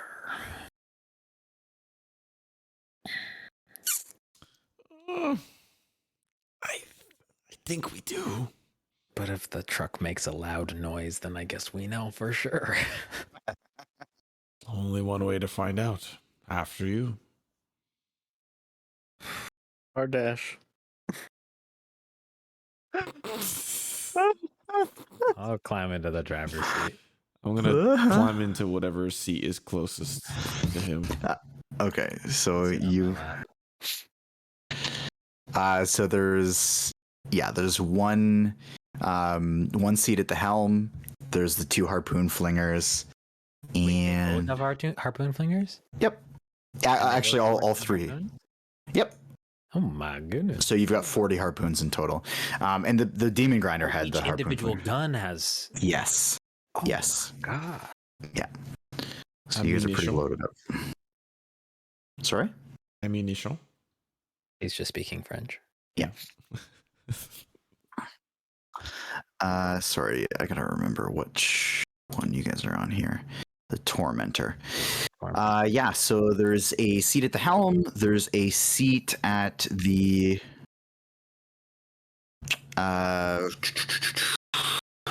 harpoon flingers, and then so one harpoon flinger, one at the helm, and one that's just a seat kind of in the center of the machine.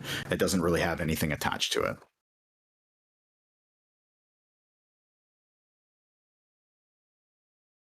I'll get in the helm and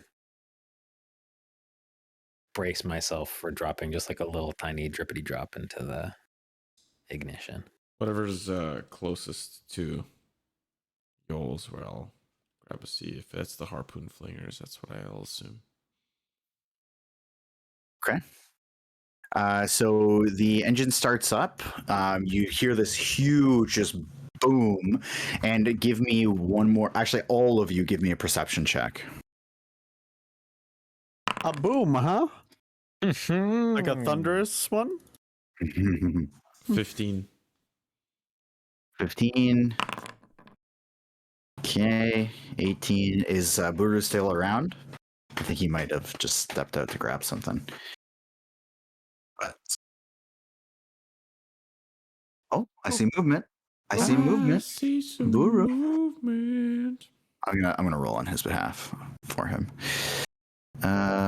Where is his My immersion. Okay. So all of you hear before the engine just kind of lets out its like you just hear R and then it starts up. I'm just gonna turn behind me to Gantash, wherever he's sitting, and go, at our service. I have to clip this and send it.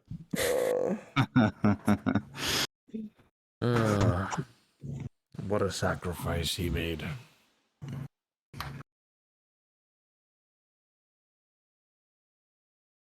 I'll turn to Silas and just say loudly, "This is what happens when you make deals with the devil." I'm still around. For now. You made a poor one. Whereas the one that you made was a good one. No, it was not a good one. I hear devils are notoriously being fleeced. It's not a good deal.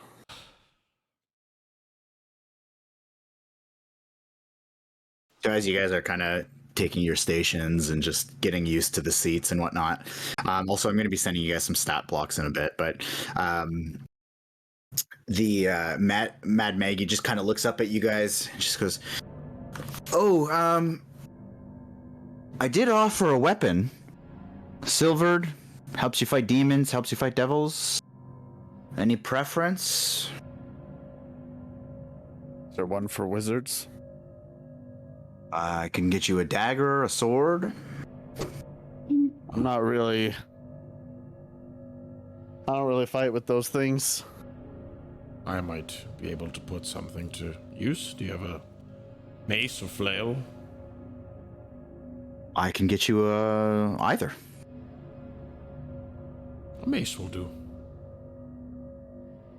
And she just kind of... I'll jump down and start walking over towards where she stood. Okay. And she just kind of makes her way off back into the tented area. Scoots her way back, and she's gone for a little bit, but enough time passes and she makes her way back. Holding silvered mace in hand, and she goes to hand it to you. Just give me a quick perception check real quick. 15. You see that as she's handing it to you, her hands are also curled around what looks to be 3 more soul coins. Wait, as she's trying to hand me...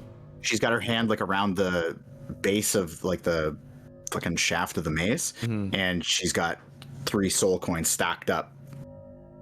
All right, with Can I grab away, like towards the center of the mace, on purpose? Yeah. Okay. And she just looks like so disappointed at you, and she holds out her palm and says, "A final parting gift, just for you." I'll open up my satchel, and I'll say, "These coins are only meant for saving. I will do what I can to save them." In they go. Such a shame. When you walked in here, I had such high hopes. Does she put them in the bag? She does. And in the bag, I'll put my hand in my own bag, and I'll be like, "And this for you. What are friends for? You've given me so much, given us so much. Least I can do is part you with something." And I'll give her one of the books that I found from Thalmora's thing. "I think this one reminded me of you," and the title is The Evil Plume. And she reaches out her hands and just grabs it. It just kind of sits in her fingertips, and her nails just like curl over the entirety of the back of the book, and she pulls it up, just admiring it. A gift from the material plane, so generous. It's disgusting. Was that or the devil blood, which I feel like you've got plenty of? I'm not a devil. I'm from the same place that you are. Up there. It's just so much more fun down here. Anyways, I'll leave you with this final piece. As I mentioned, there are other warlords. 4 that you'll have to be on the lookout for. The rest don't really have much in the way of power or numbers. Be on the lookout. If you see a werebore and his little ragtag group of were-whatevers, wolves, boars, in the mix. There's another, a horned devil, cursed by Zariel herself. To be unable to speak, you'll see it spouting smoke from its mouth. Another is a necromancer.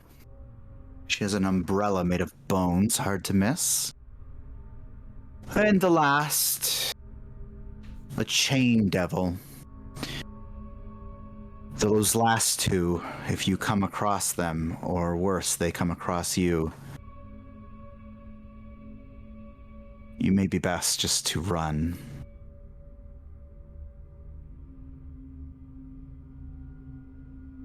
But that's all I have for you.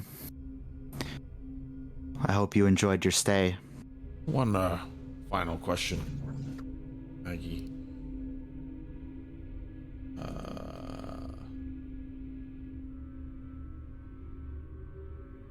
Is there anything you can tell us about the Maragorn? Oh. You already know about those. Yes, those are warriors. Reborn as devils. They're just another class of devil in the hierarchy. Have there been more of them sprouting up since the Hell Riders retreated? Well, there was a big wave of them that came. A huge wave, in fact. Some of them improved their station down here, moved their way up the ranks. Legend has it one of them even became a pit fiend. That's quite the legend, from Hell Rider to pit fiend. Yes. The rest of them stayed lowly. Cowards. Some of them even demoted. Not something you want as a devil, I'm sure. That's good information to know. Thank you, Maggie. And thank you for your kind, warm hospitality. If you need more warmth, you know where to find it. Oh, there's plenty on this plane. I suppose that's true. And I'll walk back up to the Yoll Roadster.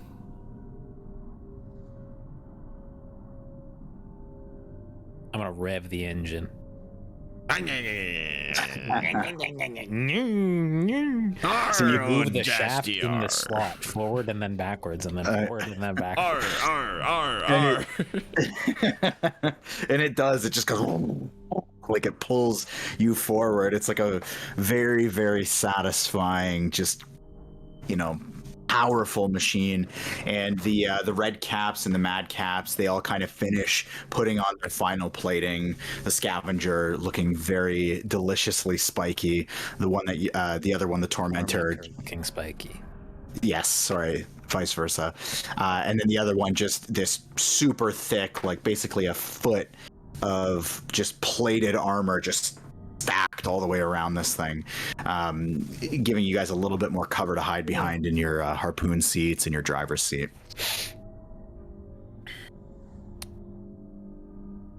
Do you have any more demon necker we could acquire before we go? In case we have a hard time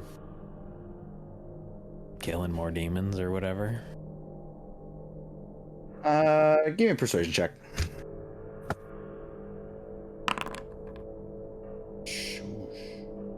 These? Oh, damn. And she just kind of like reaches down the behind her, down the kind of bone covered back of her neck, and just pulls out another vial.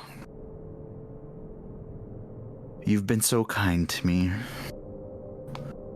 And you haven't asked for much, so that'll get you another machine, another half a day, though I don't recommend splitting those up. It's going to be less effective to have less in the tank. I see. Well, thank you, friend. Friend. As I climb up, I mind link with Yoll. Like, let's get out of here. I'm gonna say back yesterday and then start revving me again. Okay, so I know Trieu isn't here, and actually that's probably a good idea to take a little breaky. Yeah, I'm gonna grab some water. Just when you get back, you're gonna decide who's gonna be in what vehicle and sitting where. Okay. Okay. Oh, he literally just got back. I'll let him know.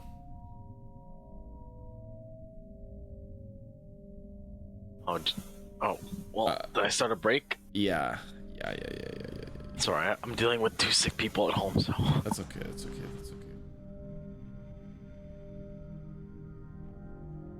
What happened while you were gone? Oh, I asked about the Hell Riders. Remember, like that Hell Rider we fought outside the Maragon?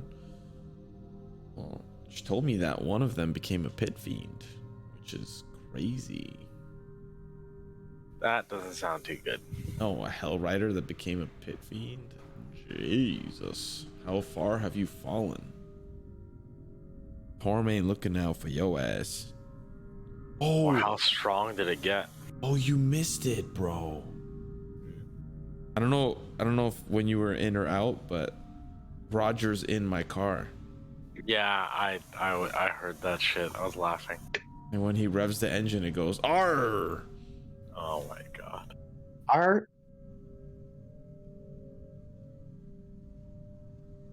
I think we're still okay. We're good. As soon as he died, I was like, I know where he has to be. Perfect. But you could have taken the body, but you didn't. Could have what? Nobody took his body. Yeah. Whose body? We took the gem. You took the gem. You left the rest of it. I think arguably we weren't all that close yet either. You know, True. nobody was quite close with him in that capacity. Yoll was getting there. Yeah. If we somehow had Sama in our party, he would have like, oh dear sweet boy, hold him in his arms.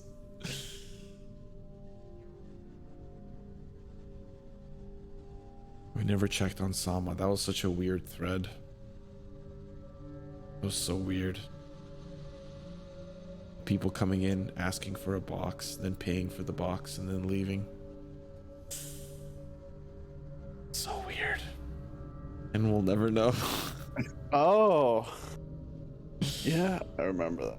Yeah, that's a thread that we just ripped off.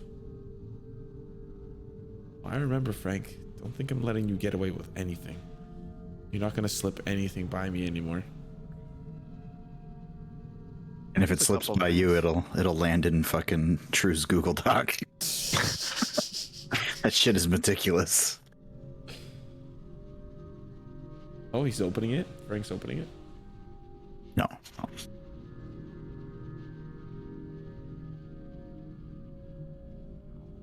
I've got more soul coins than everybody.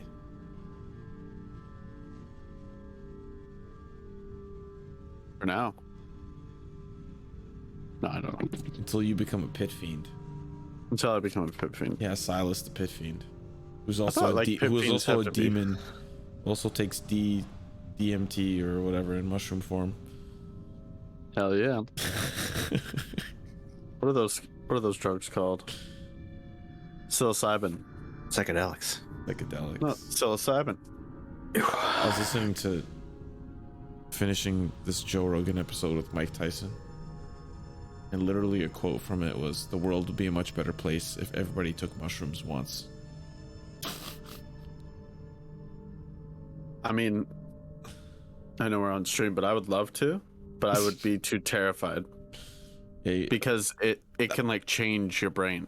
yeah, that's what they were saying, how like there's no like legal and nice safe way to do it. Like if everybody could do it in like a controlled environment, it would be great. Well, they're starting to do drugs for psilocybin in small dose, like microdosing, and you like have people watching you Like a while you therapist do or it something too. like that. Yeah, for people with severe depression, they're doing trials. Yeah, But yeah, they're like microdosing. brain chemistry does not sound like fun. Fucking what that? Well, it can like mess you up by taking just a little bit too much. You just completely change as a person. I don't want that. That is scary. That is scary. You know, somebody giving you a mushroom and then you just change forever. One moment you were dead and then now you're undead. Jeez, man. Like, it's just all your brain chemistry. Oh my god, that's so You guys good. go to the abyss, to that fungus layer. It's just Joe Rogan chilling there. Oh, Mike Tyson. Bro, you made it back, dude. Oh my sweet lord. Hey, man. I don't know if I showed you guys this, but check that shit out. Whoa. got a handle, but it broke in delivery, so I have to Super glue glue. that back on. Yeah. Grab some Gorilla Glue, dog. Yeah. Holy. So now it's Oh, just is it steel on the inside? now it's just a nuclear reactor. Ooh. You can still drink Now it. it's just a nuclear reactor. You gotta drink it like a 5-year-old that doesn't know what handles are with a hot chocolate. Yeah, with You both make hands. Yeah. extremely loud noises every time you take a sip. Like you've never drank water. Like the whole But you week. haven't really fully grasped on how to drink and also not die. You gotta drink it like a flesh golem. That's what it is. Oh yeah, yeah.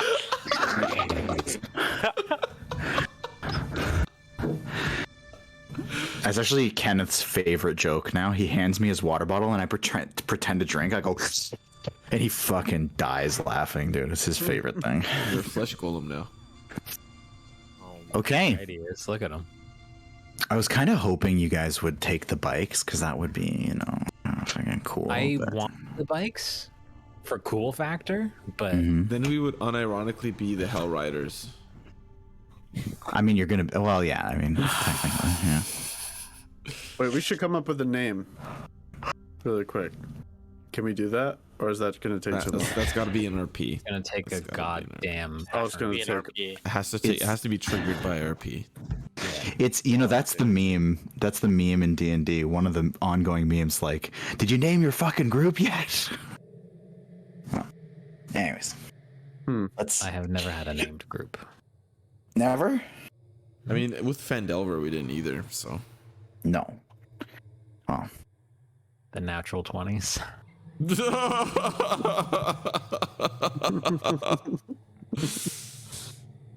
I think it Oh, would have been wait. like supporting actors. The side characters. What did I didn't watch True didn't hear what happened when you started that. the he Roger did. thing? He did. Oh, he did? No, I was there. I was just so. I was talking to somebody. Oh, okay. so who's gonna be in what vehicle? I'm going to be in the scavenger. I will be in the tormentor. I'll be in whatever one Gantash goes to. Oh. Well, now I'm you driving can't. alone. So No, wait. Wait, why? Because Lulu's obviously in the tormentor with me. Yeah, there's 4 seats. Isn't there 4 seats per car? Yeah, drive alone. but I'm not fucking leaving the Wonder Child alone. No, I know. I'm just saying. There's room Don't for trust his room ass. for Buru on the. Buru is kind of a 2-seater kind of guy, if you know what I'm saying. So are you, bitch. True. You seen these tree trunks? I'm relying on his driving. I'll be fine. I thought I was driving. Yeah, I'm relying on your driving. Oh, okay. I'll give you I guidance. mean, I did such before a we good start. job getting us to Candlekeep, so. True. I'll give you guidance. So I'm going with Silas. We probably should have I'm kidding. two. You can obviously come with. Yeah. I mean, Listen, if they He's both gonna combust, grab the necklace like while driving, and we're gonna crash. he's gonna have like one hand on the wheel and one hand on your thigh. I mean necklace. You know. Oh my god. Yeah, he's gonna have one hand on the shaft in the slot and the other hand on the Other shaft. vehicle. Oh On the my shaft, god. not in the slot. and you can drive. If you'd like. Nope. You got this. Ooh, excuse me. My goodness. All right, I'll drive. Just a reminder, I gave you guidance. You know, as you're about to start leaving. Oh, gee, thanks, pal. Knucklebone. But you can do this. You can do this, Yoll. Remember, forward means forward, backwards means backwards, and the big circle thing makes it go left and right. Up, down, left, right. Remember to B use A the start. Have you heard of Konani? remember- Konani? use the R2 button to go fast. Oh my god. Then a big soccer ball comes out of nowhere. okay. So sorry, I've got Silas and Buru in one, Yep. Yeah, Yoll, Lulu, and Gantash in the other. yeah. I'm on the one that I'm in. Oh, I see you. Yeah, I see. Yeah, I'm but we're over. underneath. Oh, my Yeah. token went on top. Mine did because too. I'm fucking. Oh, From what I can see, it doesn't. Yeah, for everybody else, it looks like. Okay, so we've got Silas. So, Silas, are you driving the scavenger? Yes, sir. Buru, you can either take a harpoon seat, or you can. There's two different harpoon. Or you can take the claw seat. Who's driving? Microphone. Microphone. Underwater. Blue Claw? Yeti. Or harpoon, you said. Yeah, claw or Yes. harpoon. So the drive in the scavenger, there's the claw seat, which is like a crane game. Did you see the I picture? think I'm gonna take the claw. Two Yeah. harpoons Yeah. and the driver. I'm taking a whereas in harpoon. the other one, Tormentor, there's a driver's seat, two harpoons, and a freeloader seat. 100% taking crane. Actually, no. Can't Crane's pick pretty on good. away. I'm gonna take the harpoon seat. It You makes can sense. pick up like a rock though and like whip it at them or bash them. No, Yeah, but you like, could, or you could shoot a fucking harpoon at. if we stop, then yeah, I'll switch to the crane seat and like do whatever we need to do. But I think harpoon because I imagine we're there's moving. space for you to move between them as the vehicles are moving, right? yeah. Yes, you can switch seats as things are going, which you guys will. Are the shafts in the slots, are they spring loaded, or do you lock them forward and the ignition is running and I can could Yeah, I max in it. theory In theory, yeah. leave the Oh yeah. Tormentor running and then run off to the harpoon and start? Oh, yeah, there's obviously some risk to that, but yes, of course. I'm not gonna. Why would I Lulu, deny hold that? the weird wheel. Yeah. Lulu, do not swerve. Okay, so you guys are basically loaded up, ready to rock. Yeah, if there's nothing else you want to do, you guys tell me. I'll pour the And A vial of blood in there. Weapon, right? Yeah, I got a silvered weapon from Maggie. Silvered mace. Yeah, Sick. you got a silvered mace. I wanted to do some shit with my weapon last night, but I had to have a conversation with Lulu instead. Well, no, you did. You identified it. Did I? Yes, we retconned that at the end of the session. Oh. Yeah. Great. Well, So yeah, then you I get need to all the make you some get like the changes plus to my stuff. weapon. Yeah, you get all the plus stuff now. Yeah, I and it's a magical weapon, which, for the reasons of silvering a weapon, it effectively does that because it's a magical weapon. Okay, so I need to make a bunch of changes. Oh, that's what you're referring to with like the harpoon being magical. Does it It's a require silvered attunement? weapon, right? It does not. Okay. When you refer to the vehicles being magical weapons, that's what you're referring to, right? So like these harpoons are also silvered, technically speaking. Yeah, they're not silvered, but I mean, I guess technically they're not the same thing. But for the reasons that you're using them, just I guess a little bit of like background D&D information. Anything that has like that a silvered weapon would do full damage, where otherwise a normal weapon would do half damage. A magic weapon serves the same purpose as silvering. Hmm.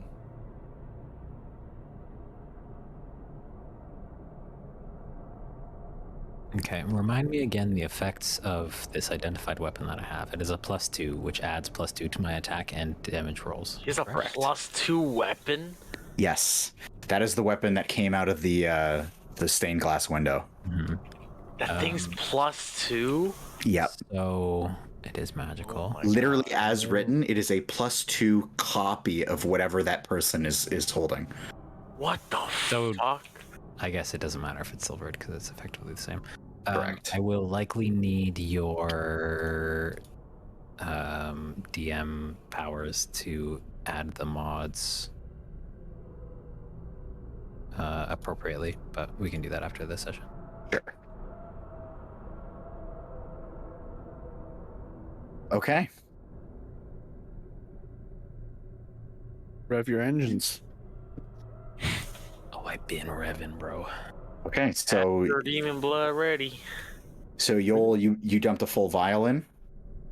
Well, she said that it's less effective if you don't use all of it effectively. So Correct. I will just empty one full vial. I still have another vial. She gave me Right. the first one. She gave me the second one.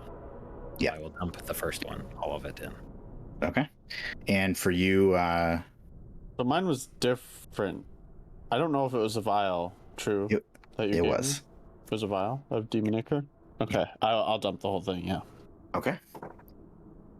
And they both have a satisfying rumble as their engines kind of idle.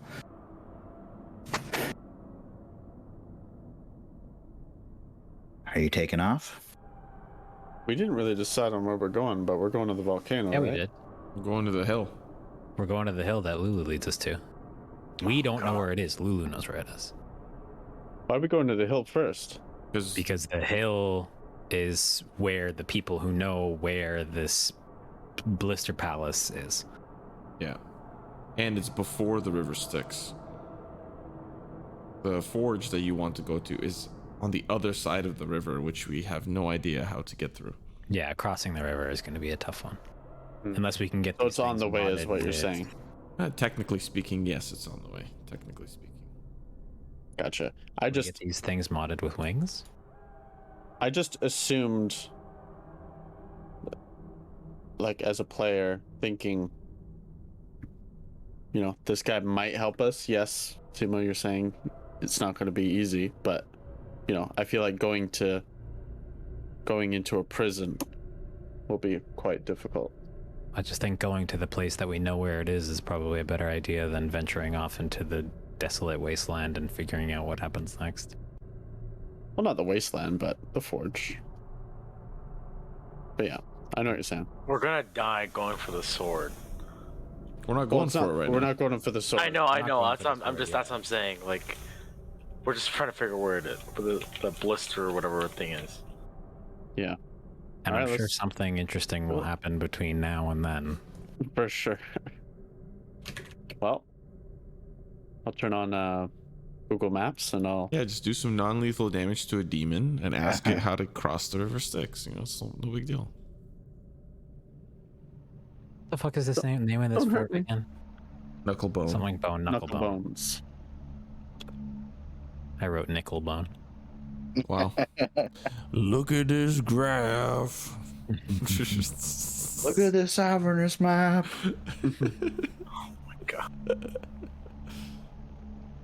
When I look at it, it makes me laugh. Okay, so anyway, I'm gonna go through the gate. I'm gonna in my drive, yeah. big truck. Built Ford tough. I'm gonna be behind Yoll, following him. I wish Maggie said that. And the scavenger and the tormentor is built Ford tough. And that's actually a great opportunity for us to remind you that this stream is brought to you by GMC. The new Sierra electric Ford XD1 F-150 is on 450. sale now. Use promo code DnD for 15% off your first order. We're so far off the rails. Okay, so you guys, so you're heading out the gate. So as you guys head out, the red caps on top, Give they a just clean wave to everybody as we leave. and they just all kind of like are laughing and like cheering and fist bumping as you guys are heading out. Impossible to hear them over the rumble of these ridiculous engines, and they do end up opening up the gate. And they let you guys out. As you guys are taking off, Lulu behind you, Yoll, just kind of creeps up in front of you. And before you take off, she just points her little fist out into the her little pad foot out in the same direction that she was pointing it out before, which you don't have a full sense of exactly where that is. It's not back towards Elturel, so it seems like it'll be off to a new adventure for you guys today.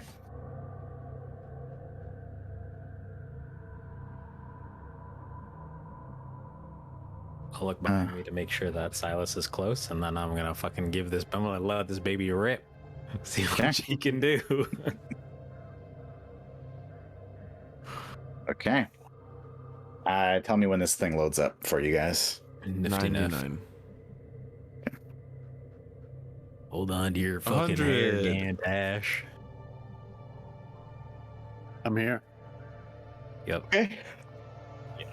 So, the direction she points you is basically directly this way. Here. Oh, directly towards the river Styx. That sounds great. Oh, right. It's just on the river. I forgot. Yes. And so you guys just, I assume you're just tearing off, like you said. So you make your. Actually, I'm gonna have whoever wants to take this. You're gonna roll me 2d4. Do you want the drivers to be taking this or what? How's about this? One driver each. Roll a d4. Roll 1d4. Go on, Lemon. Roll higher. 4. Oh, sorry. Oh, God damn it. I didn't believe. Okay. Tried. I'm a natural. So you guys just tear off across the landscape. You guys start ripping through this wasteland for quite a while. You guys are on the road for at least an hour from your own perceptions. Engines just roaring, the vibrations coursing through your body, the hot air just passing over your flesh and your hair as you go. You see some of the similar sights. You see a couple of small skirmishes taking place, demons, devils, nothing too serious. You see in the distance, actually, something tearing across the landscape, leaving a trail of dust behind you. Assume it has to be some sort of other war machine. Nobody, though, paying much attention to you guys as you're ripping across the land. Over the course of what seems to be another several hours, maybe 3-4 hours go by, and you can see in the distance very clearly what seems to be this very long river carving across the landscape. As you make your way up to it, you make sure you see from a distance there's nobody guarding the area. And the river does kind of wind and constricts at certain spots, but you make your way up to the bank of the river. When you look inside, you can see it's this like gray sludge kind of oozing texture. You can't see anything beneath the surface, and the top almost seems to be like a silver black kind of coloration as it just winds and grooves its way, seemingly like if you're looking across the river, it's like going to your left, so upwards in terms of the map. This is the river Styx. This is what has been described to you as the river Styx. That's right.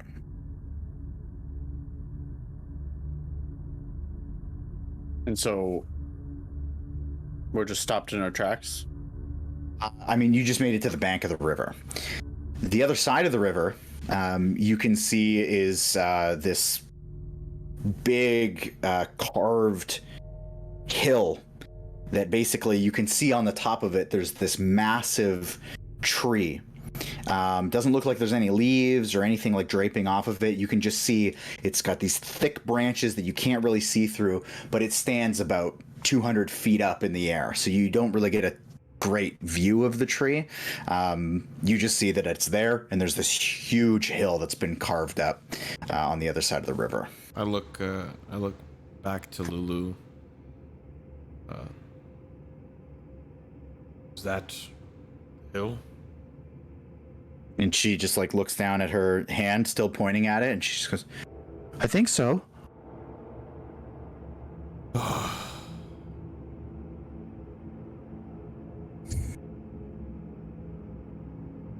don't presume these machines can go through the river. I'm hoping this place might be on this side. As was I. Wishful thinking, I suppose. Yeah, I don't think our scrap buckets are particularly well suited to a river of demon It sadness. feels very anticlimactic. Here are these new toys. Enjoy. For 5 minutes. Like 5 hours. Is there? Can I look up and down the river and see any crossable, or is it just river? There's a phenomenal question.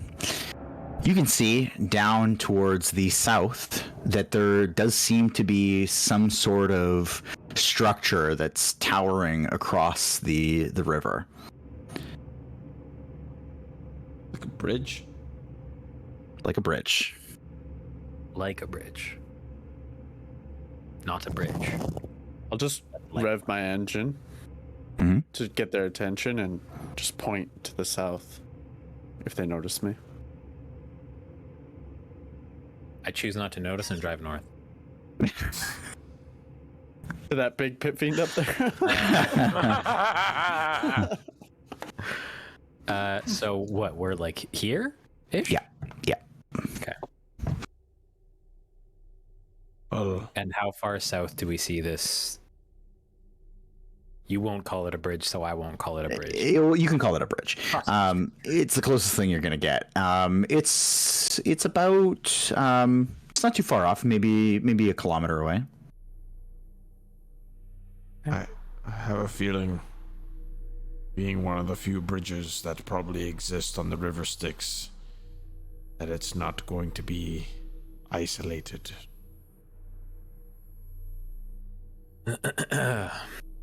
See how deep this place is. This deep. Sorry, the river is. Do not touch. I'm not The saying we river. touch it with like a stick or something, you know? Do not touch the river. What do we know about the river, anyways? Like, Do not touch it. Not touch it. I That's think it. Sylvaria told us Which some makes stuff. me want to touch it. Elvira told us a bunch of stuff about it. Ravengard told us a bunch of stuff about it. The only thing that has consistently been said over and over again is avoid it at all costs. Oh, the other thing you got was Mad Maggie said you could load a weapon and shoot the water from it as a war machine weapon. Yes, also that. However, she's a horny psychopath, so I want to take we're not moving, right? Obviously, No. I actually want to dip one of my 11 daggers in there, in the river.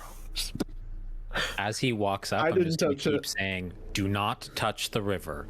Do not touch the Bruce river. like a Do grew up with- not Buru touch the grew up with river. children. He's gonna. Do You say no, he's not gonna touch do the it. river." I'm gonna do it. I want to put a dagger in the river. Actually, sorry, I'll do this instead. I want to throw a dagger into the river. See what happens. Okay, so it doesn't go in like if it were a water river. It kind of like cuts into it a little bit and just it lands almost like it's pierced some sort of flesh, but then it just kind of slowly sinks in and you can see it float down the stream a little bit before like totally being soaked into it. Okay. I now want to equip a dagger Mm-hmm. in just the tip. Mm-hmm. Touch the Do river. not touch the river. Do not Okay. the river. Do Um, not touch the river. So you dip it Do in, not touch it. and it does operate like water, like it flows around your blade. And if you pull it up a little bit, you can see it's basically like a little bit more viscous than just like a like regular water. That's it. All the info I got. Touch it with your What if I hand. throw the shield? Not touch the water. If you throw Put the the thumb shield in in there, not touch the river. insta-dead. Put the thumb in. Oh yeah, I would die. I forgot. Fuck, I'm gonna get back You on would the insta-die. vehicle. You'll- Whoopsies. Whoopsies. Remember that time I said deals with the devil are not good? Fuck. Touch it with your Yet we thumb. still keep trying to make them all fucking Willie Nelson all up in here. Here. I think for the bridge, if there is somebody there, some form of opposition, just roll right by. You see me rolling. See what these trucks can do. See if Roger can make himself useful one last time.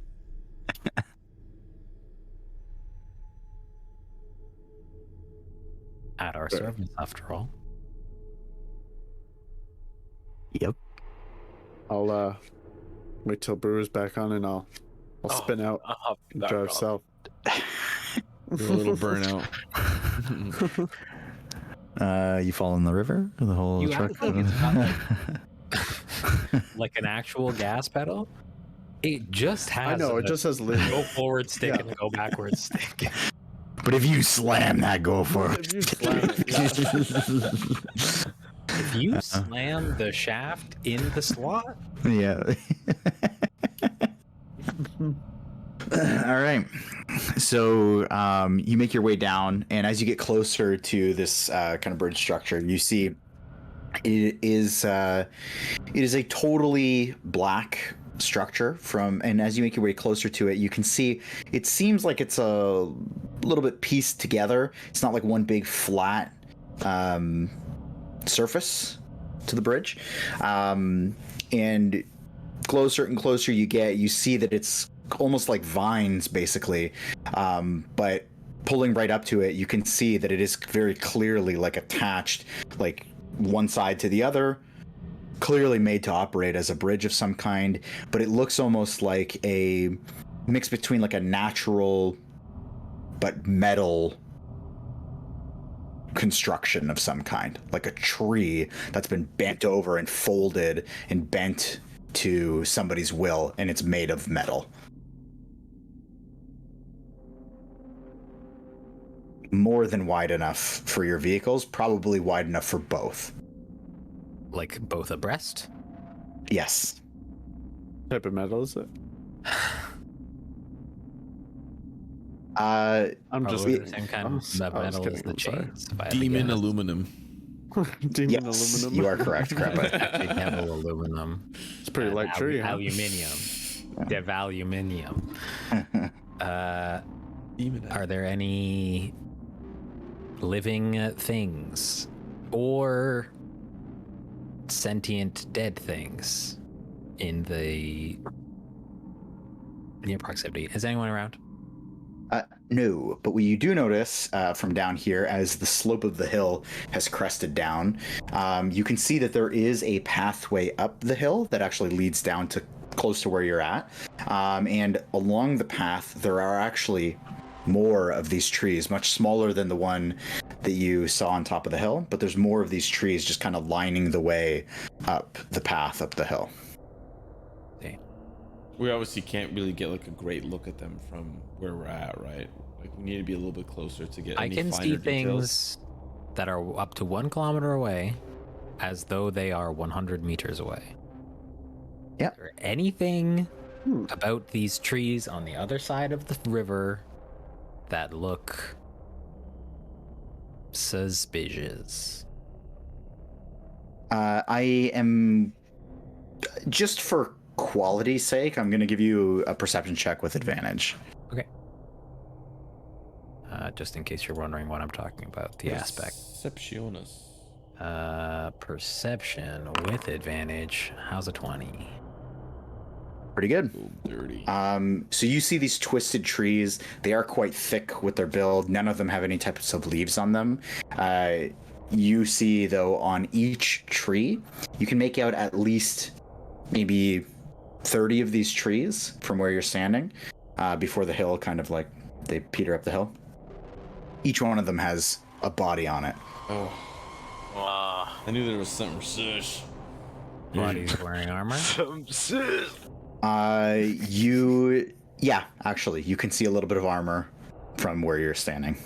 And do I recognize this armor as any armor in particular? For example, the armor of, I don't know, a Hell Rider. So the Hell Riders did wear different types of gear. From where you're at, in theory, it certainly could be that. But they all had like emblems, but I guess the emblems were taken by some things. Yeah, sir, you can see up to a kilometer as though it were 100.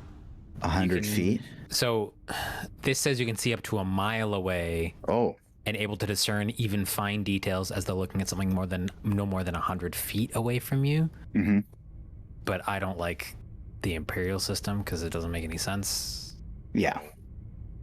Yeah. But So then, yeah, I can that's see it as though it's pretty fucking close. Yeah, that is Things are far actually look like they're not so far. that's a pretty insane thing. You can absolutely see. Yeah, like I didn't realize how strong that was. You can absolutely see that on these armors there is definitely an emblem on them. Like these are quite clearly Yeah. the artist formerly known as Hellriders. Yeah. Okay, good.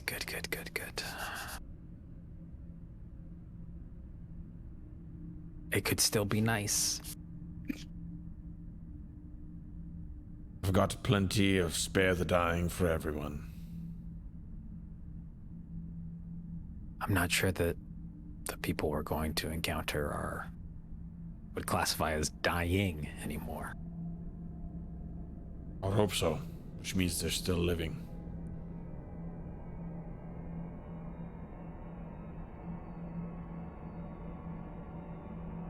I hope you're right. And I guess I'll push this bad boy into low gear and start cruising over the bridge slowly. Not like slow, but not like fucking burning it. I'm not trying to get air or anything. Good to know. Vin Diesel would like to call you about that. So these are so you drift. So these are the wheels on your cars are not they're not like air filled or anything like that. They're just like big clunky scrap pieces, and so they roll over with this kind of twisting metal sound, and they do make their way across though fairly smoothly.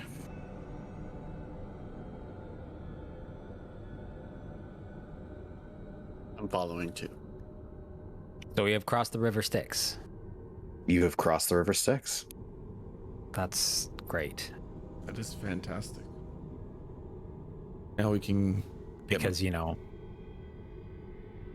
don't touch the river. Right, Buru? Don't touch the river. I've touched it all I wanted. Oh, Jesus Christ. I was gonna fill a vial full of it. Just imagine that. Oh, yeah, just dip your fingies right in there and that'll go great. Yes, it's like hot sauce, Let's do it like this, like try and scoop it up. Okay. You are playing with... I would say you're playing with fire, but that makes it seem way more innocent than it is. That's a sleight of hand check. You're playing with... That it would have been. That was not free.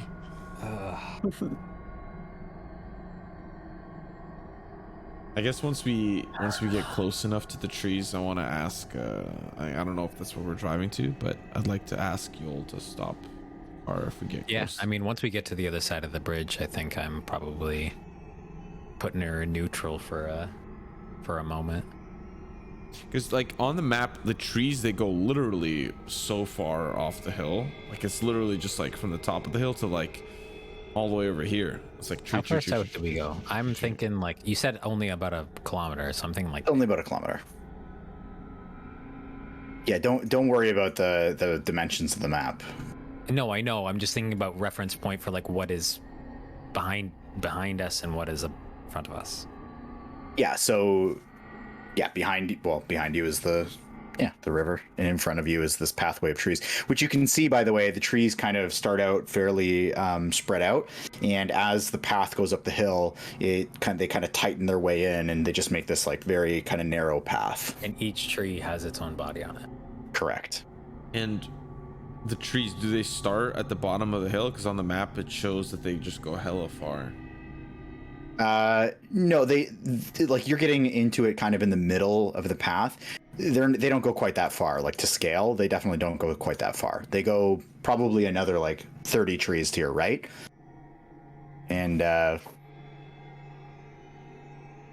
all the way up the hill otherwise. Oh, we see where we're to start. Is there a way to turn off the engines of these vehicles without just it running out of fuel? Yeah, well, I guess I didn't mention before, there's a little notch in the center of that slot where you can notch it off to the side, and in doing so, you would shut the engine off. It's a little Right. bean that And you so gotta does that find. like so is it?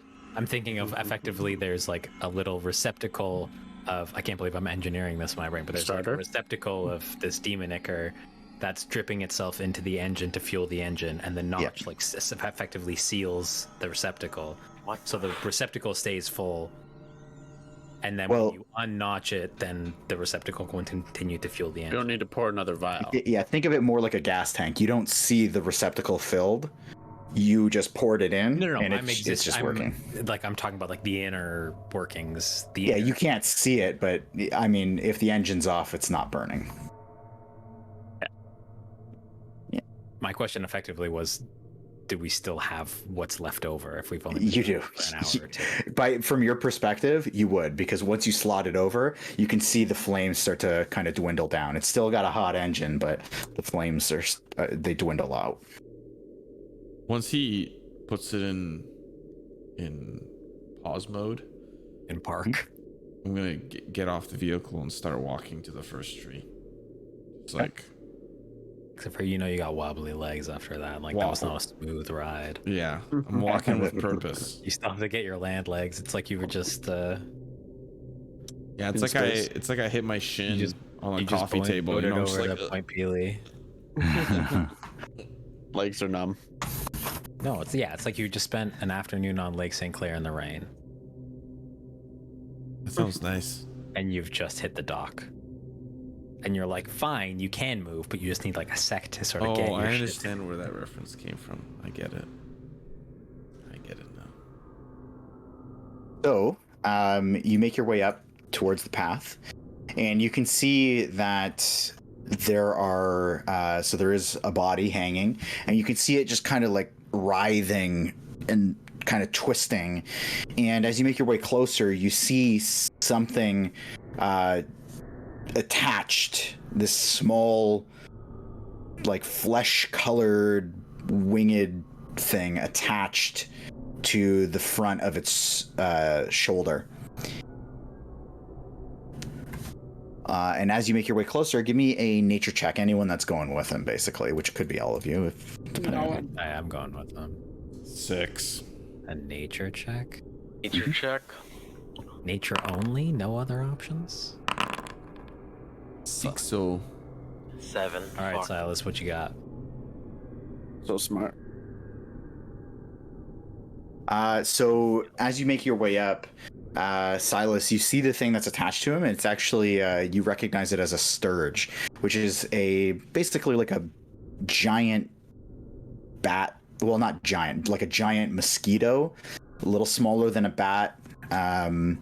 And it's just that they are typically like bloodsuckers, and you can see that it's attached to him right on his shoulder. Cool. And as you guys make your way up closer, it just kind of like pops off and just kind of screeches and flies up towards the top of the hill, which now as you look up, you can see there's actually a bit of a swarm of these things floating around at the top of the hill near the tree.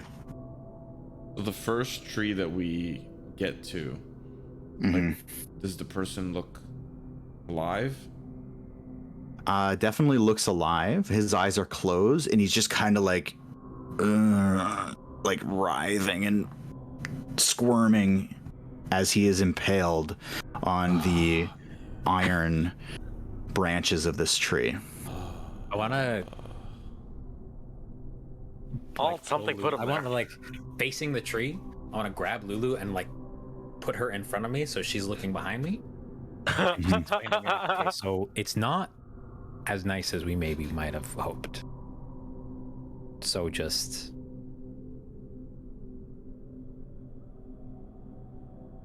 It's You're okay. gonna have to look because we gotta figure out who your friend was. But it's not great. So just brace yourself for. So, understanding how the body works when it's injured and when it's healed, removing somebody as they're impaled on the street would only damage them more, because the impalement is holding their blood and organs together, right? Like, are they impaled at the center, or are they just like kind of like Mr. Cristo? So this one in particular has like a big chunky branch kind of coming straight out through the center of the torso. Yeah, And it also has another one just piercing through its arm. he can't be saved. We're not taking anybody off these trees. No one can come off these trees. I was hoping everyone could, but I know. But I tried to say this before, but it needs to be understood. These are Hell Riders that abandoned Zariel in her time of need and remained trapped in Avernus, which is ruled by Zariel. We can't have expected them to be just fine. Are these the Hell Riders? Mm-hmm. Yep. You can see now that you're up close, they have the Hell Rider's emblem emblazoned on each one of their pieces of armor. Sorry, I thought it would be like in a prison. That's why I was confused. I guess, no, we are in hell. Yeah. This is a prison of sorts. it's one of the many layers of prison. They are assuredly prisoners. They're not going anywhere. Well, I wonder who is at the tallest tree, at the tallest point. We'll likely find out. Let's find out one by one, shan't we? Should we put them at peace? I was just Or we'll let thinking them- that. Yeah, me too. That's a lot of soul coins right there. Shut your fucking mouth.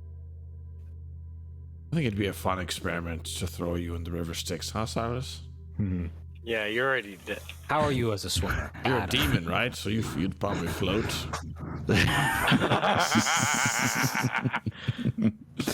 Oh my god. I will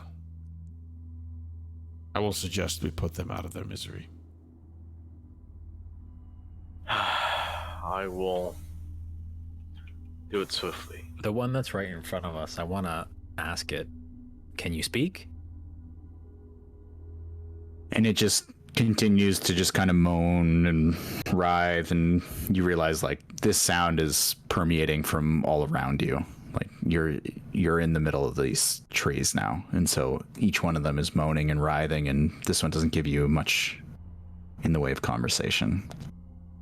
Gantash, can't you read thoughts or I'm mind not sure link there with are them? Thoughts left in the, I don't know in the what minds of these I'd have to gain tormented souls. from their minds. Who knows? Is it worth a try? What would you hope to find out? I mean, not me. You Yeah. like knowledge.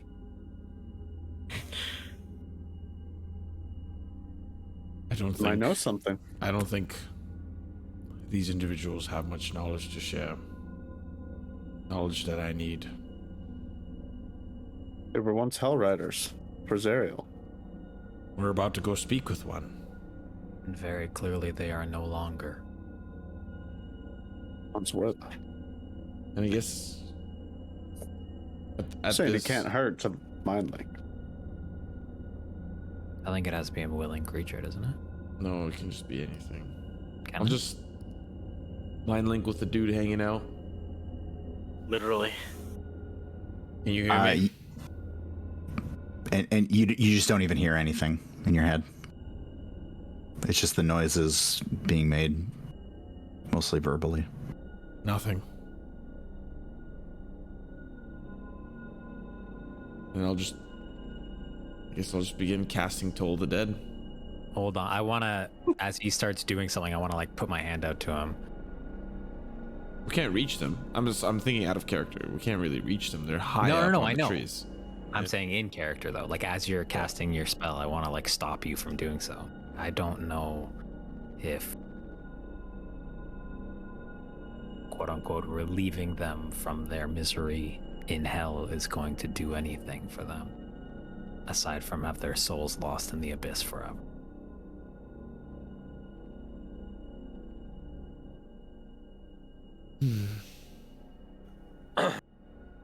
want to talk to my shield and ask him what's happening to the ones that are impaled.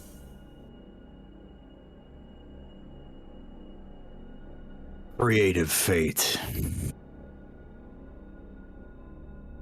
Those who pissed off Zariel the most surely are getting the worst of this. She did what she chose with them. I didn't realize that it was like this. I kind of like it.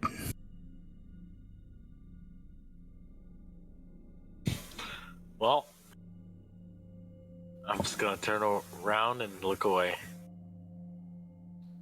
There's nothing we can do, but probably just leave them here. If I wanted to, how long would it take me to etch an emblem of Torm into a tree? I mean, given, like, typically it wouldn't take you long. Like, if you were doing it pencil to paper, it would take you, like, 10 seconds. Given that this is, like, an iron tree, Yeah. depending on what kind of tools you're using, 10 seconds times however long it takes you to get, like, a single dent into the tree. It's not exactly a mark of Zorro. Yeah. I guess is his point. And below the tree is just same kind of like ground, or like what is the, is it like dirt? Is it like sand? Like what's the type of?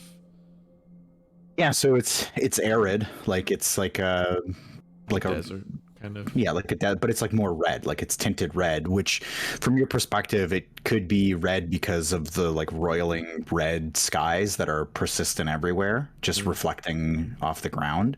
But what if I use the silvered mace? Like, can I just like start the process to see what a silvered, like how long, like start the process and not finish, but just see how the silvered mace responds to the tree, just to test it out? Sure.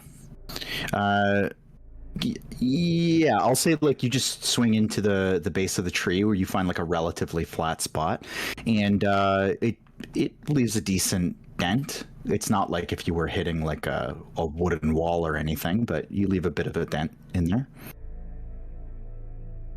Yeah, it's not like sharp enough though. It's not. It's like a. How long does it ring out? Sorry, what? This is metal on metal. It's got a ring, right? Yeah. Like, is it like abrasive? The ring? Like, is it allowed? Like, is he like fucking wailing on a metal tree with a metal mace, making a ton of noise? Yeah, but it is like a thick metal tree, so it kind of dulls the effect. It's not like a hollow tree that would just, reverberate. Yeah. I'll stop what I was doing. Like, I just wanted to see, and so with my head hung low, I'll just begin walking up the path. I'm defeated.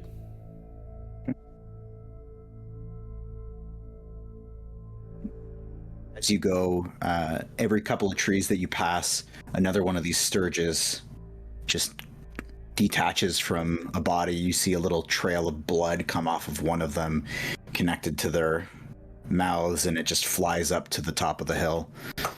And you see a couple of them fly down to different bodies and attach to those, and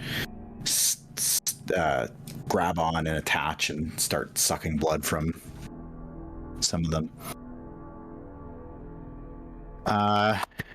Okay, I think I got this right. So you guys are all making your way up the path? Keeping as close to Gantash as I can. Yep. Okay. Yeah. Loading hill. Oh boy.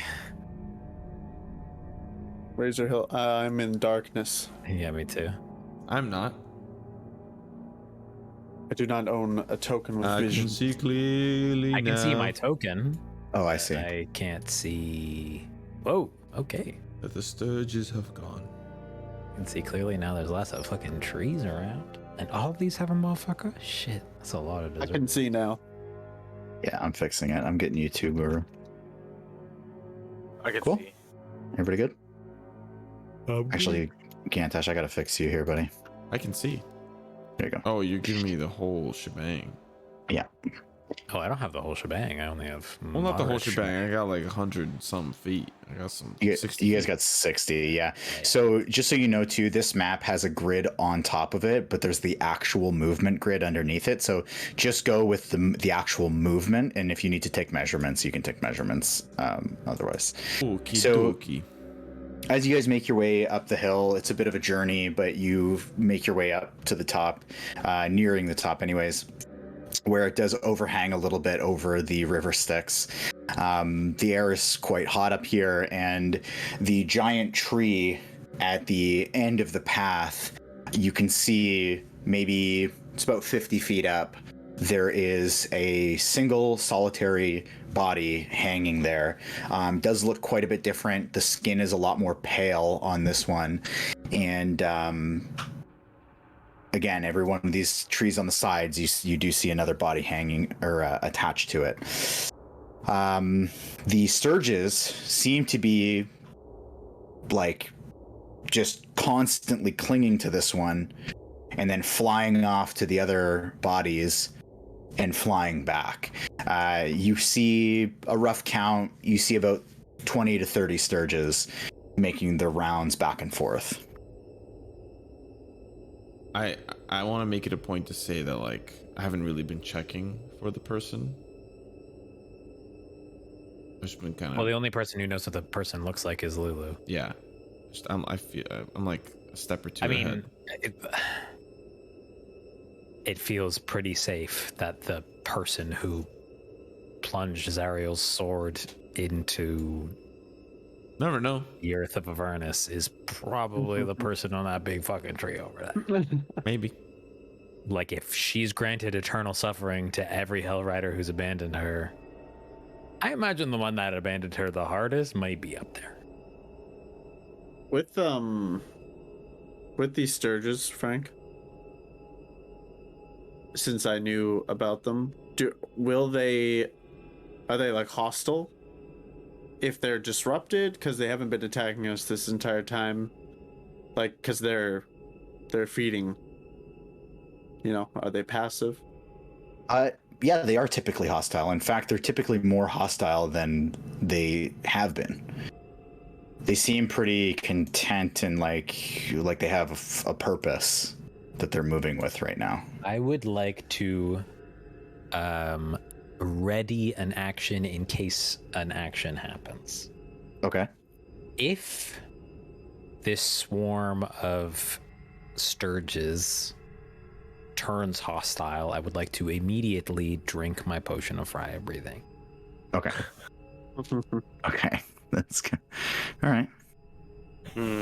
I'll just mention to the group that these sturges they haven't been I don't think they've noticed us yet, but they are hostile. Try and be quiet. I'm also going to quick. prepare an action Okay. that if the group of sturges becomes hostile, I will cast Spirit Guardians. Okay.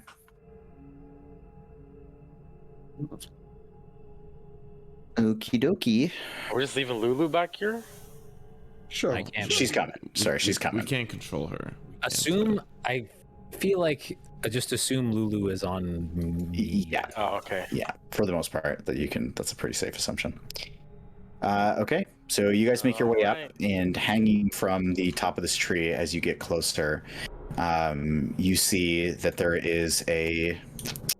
You know what? I'm going to try to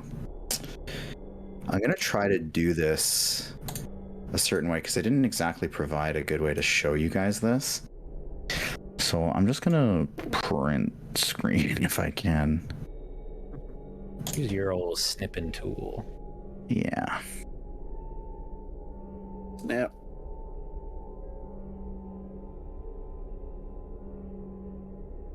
So let me get in here.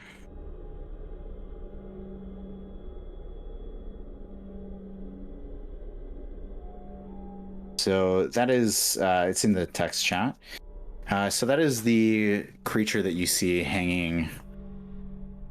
That's some 50 feet in the air. Ooh, sexy blonde elf. Definitely an elf. bloodshot eyes. And from where you're standing, Yoll, because you have that little ability there, you can see that with his mouth open, he actually has two very accentuated canines that hang in front. Yeah, that hang in front of his lower lip. Very, very much like a vampire. Is what this guy looks like. Very pale. Definitely an elf.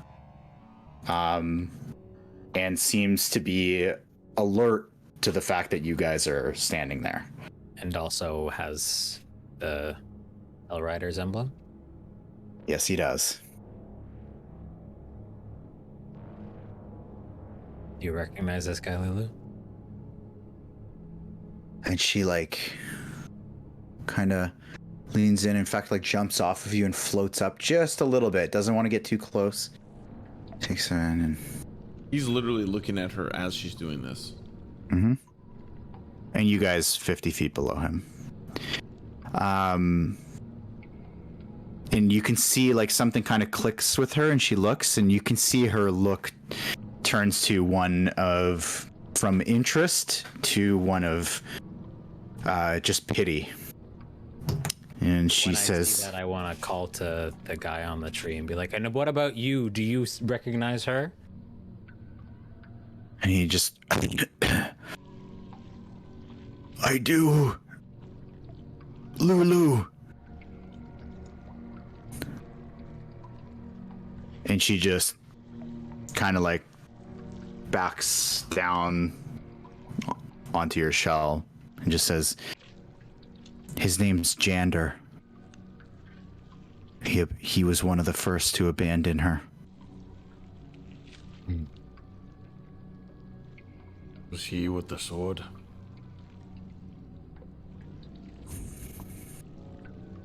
No. There's somebody else. And she shouts out, where's Haruman? And his kind of eyes like widen a little. He watches over the hill.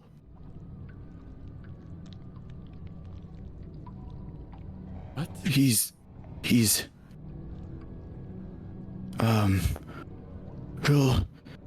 he'll be back, I'm sure. Like a gravekeeper. He's like a gravekeeper? Oh. Maybe? That was a I question. want to turn to Lulu. Who's Haruman? He fought alongside Jander. They were like brothers in arms. Usually, you just wouldn't see one without the other. Well, it sounds like Haruman walks free.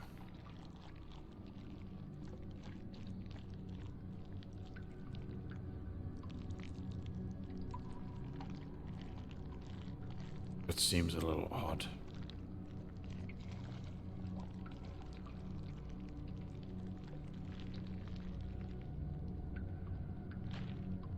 Was Haruman with you with the sword?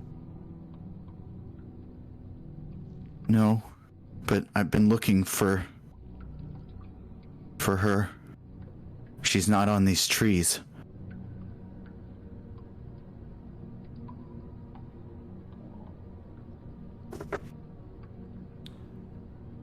You don't know her name, right? And she just... I can see her face. Just her face.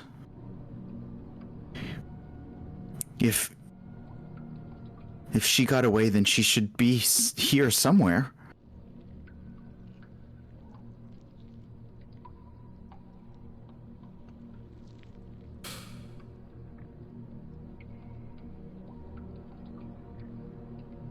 Well, it looks like we might just be waiting for Haruman then, huh? Well, in the meantime, I kind of like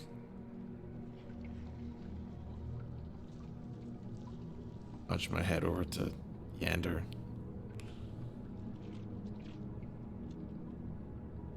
He can be saved.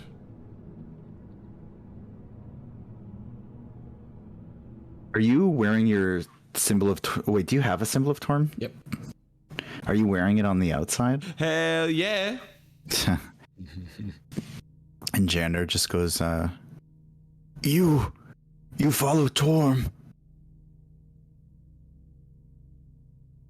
Yes. Are you from Elturel? Yes, I'm Gantash. I studied under Krieg. Gantash. And as he's speaking, like another Sturge just latches onto him, and from this distance you actually see that the Sturge doesn't like inflate like you would typically see. It actually deflates when it attaches to him. And it just kind of seems to not faze him that these things are coming up to him. That's odd. I follow Lathander. I gave myself to him. I fell when the vampires attacked. Or rather, I was converted. But by then, my retreat was already in the books. Being written about. And after enough time and guilt, I gave myself to him. I stepped into the light, willingly. The actual light of the companion. But he didn't accept me.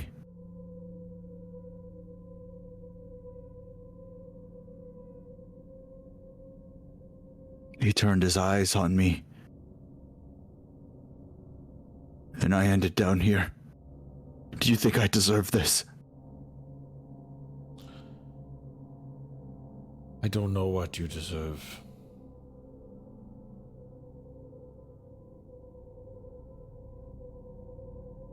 But follower of the light is a friend of mine. And I am. I stepped into the light knowing I would die. And my soul woke up down here.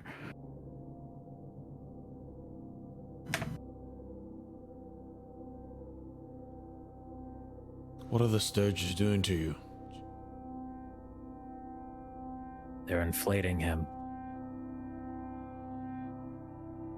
Yes. Drawing blood from the bodies around him and putting it inside him. They're bloodsuckers, aren't they, Silas? They are. I just don't know why they would be feeding him. To keep him alive, to suffer forever.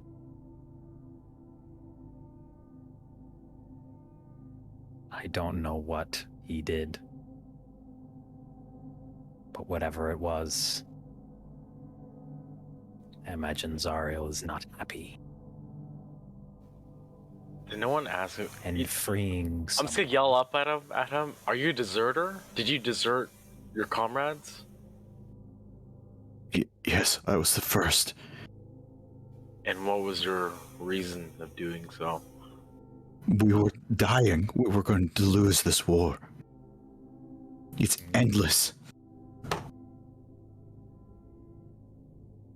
And basically every one of you knows of at least some version of the tale of the Hell Riders on their first charge.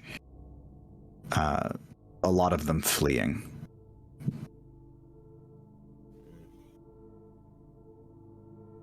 Gantash, I don't think you can free this thing. You can. You can. Shut up. Well, let's hear what he has to say. How can we free you? Just bring me off of this infernal tree.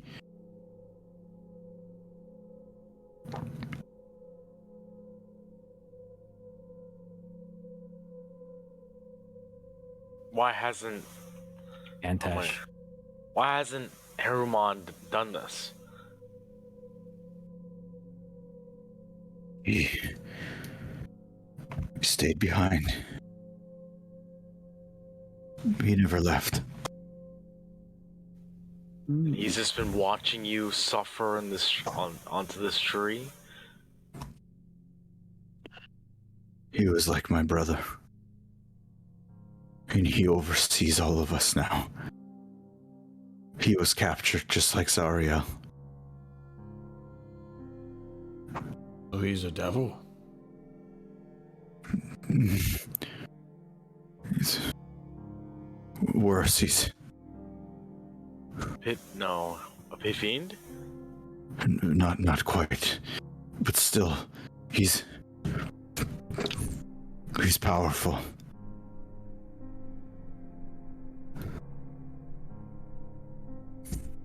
He's evil.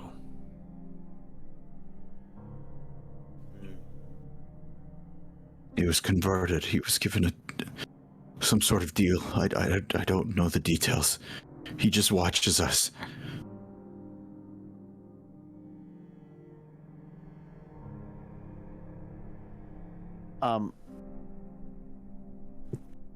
Can I send my owl up and look down the face of the mountain, or not the face, where we walked, just to watch our backs? We're kind of trapped up here. Are you able to switch back and forth between your visions just as like an action or something? I don't know what it is exactly, but I'll look. Yeah, I'm pretty sure that's how it works. But yeah, you can absolutely do that. As far as you can see right now, nothing's really changed. Okay. It has a mind of its own, right? So can I, let it alert me if it sees anything instead of me looking through its eyes? Yeah. Okay, I'll do that.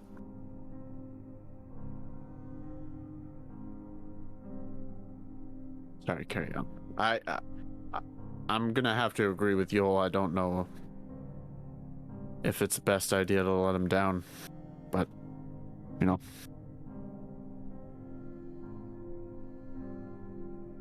does everybody else think?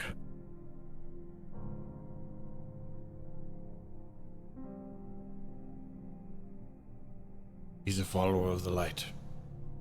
He was a follower of the light. Is. And then he abandoned the light like everyone else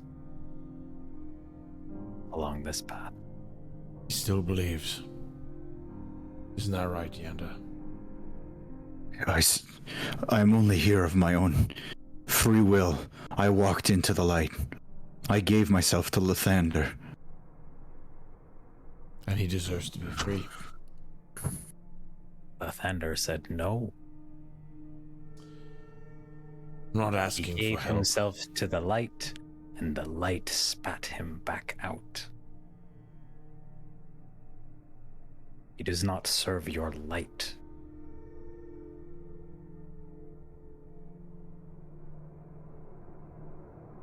At one point or another, that happens to every priest along their path. It's happened to me. Everybody deserves a second chance if they believe. I believe that to be true.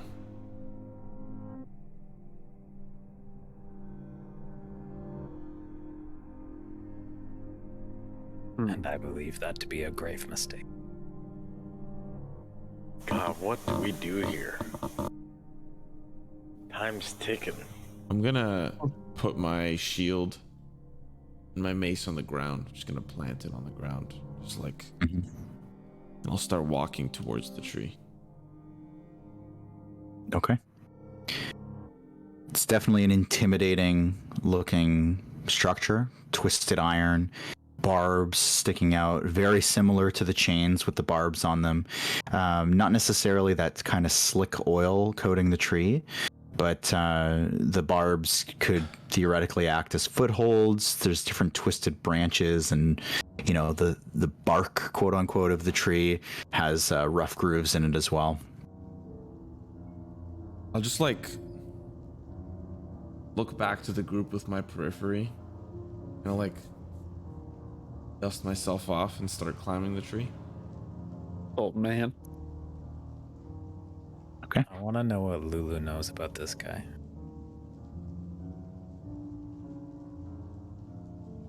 So, I assume you ask her. Yeah. Like I turned from Gantash because obviously I'm not vibing with what Gantash's vibing right now, and I want to talk to Lulu. He was the first through the portal. I have a lot of foggy memories, but I know him. Zariel led the charge in, and he led the charge out. And so many followed him. If nobody was the first to go, then nobody would have followed.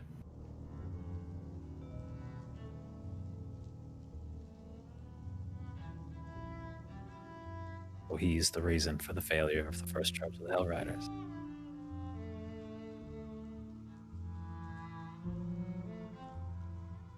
Is that what you believe, or is that what you know? I know he was the first to leave. And the Hell Riders were trained by Zariel to be brave. Even to this day, her bravery lingers through all these new Hell Riders. But he was right by her side, and he turned around.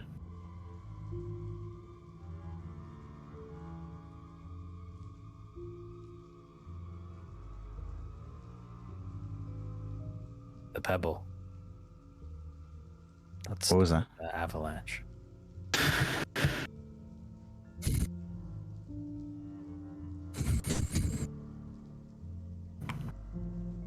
So he abandoned the light twice.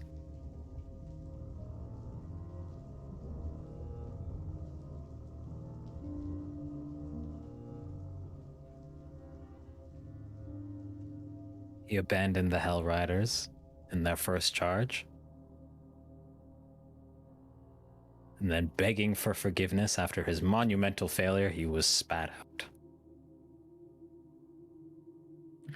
Gantash, is that really who you want to save? During this conversation, he already started climbing. Yeah, I'm gonna have you give me a dexterity check, by the way. You can still answer Yoll, but I want to check first. Oh, we're gonna use inspiration on that.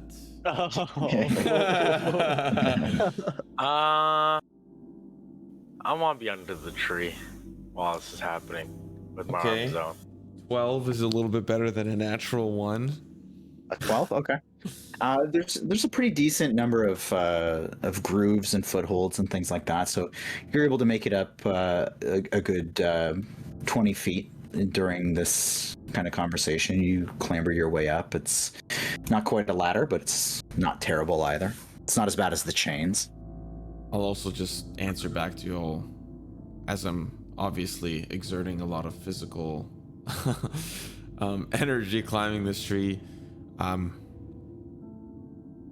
really answer that now, can I? As I just keep... I'm not gonna stop you, Gantash. Just like I didn't stop Silas from making that horrible mistake either. Which one? And I'll yell back, exactly.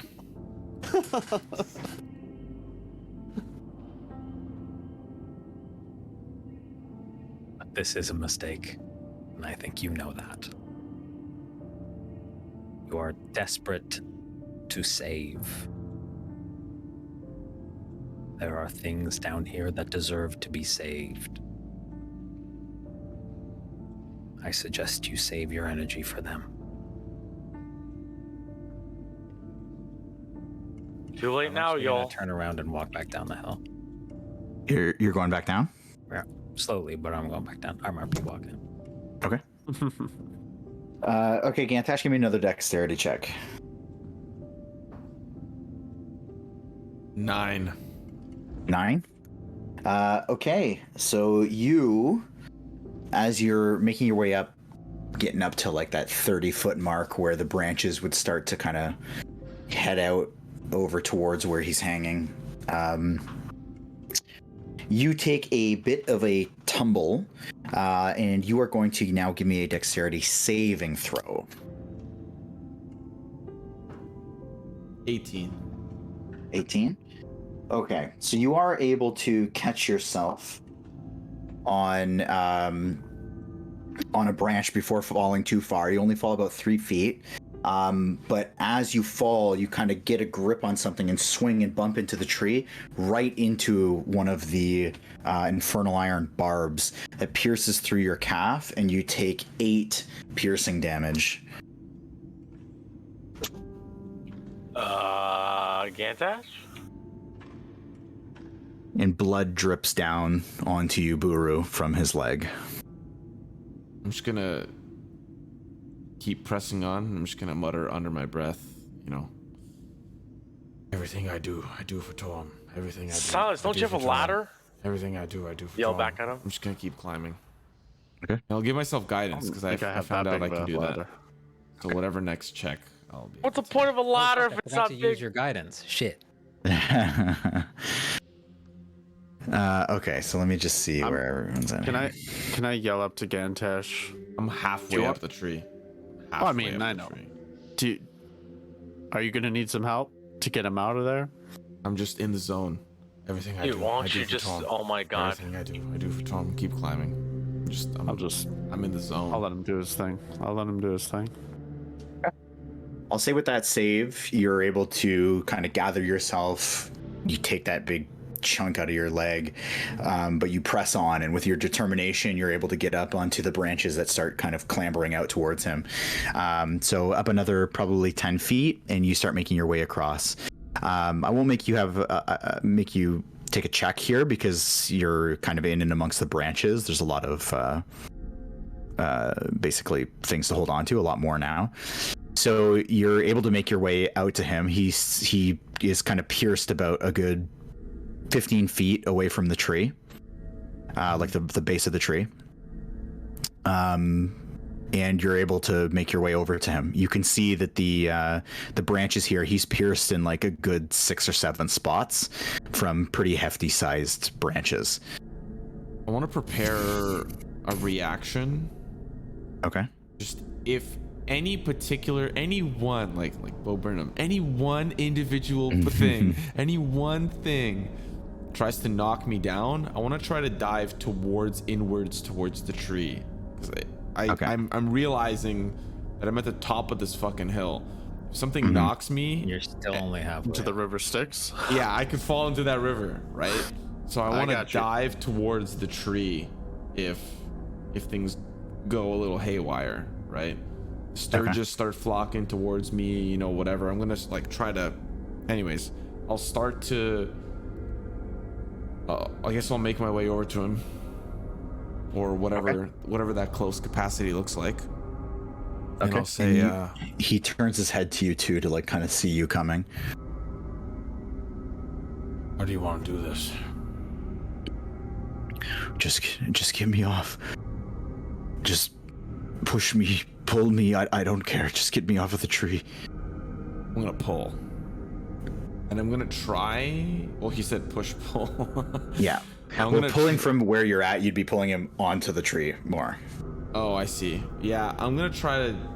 Yeah, I guess I'll have to start with push, and prepare a reaction to catch his hand, because the way I'm imagining it is he's on some barbs, and if I push him off all the way off the barbs, he just falls straight down. Correct. So I want to prepare some sort of reaction to catch him, if I can. A lot of reactions here, a lot of steadied actions. Okay.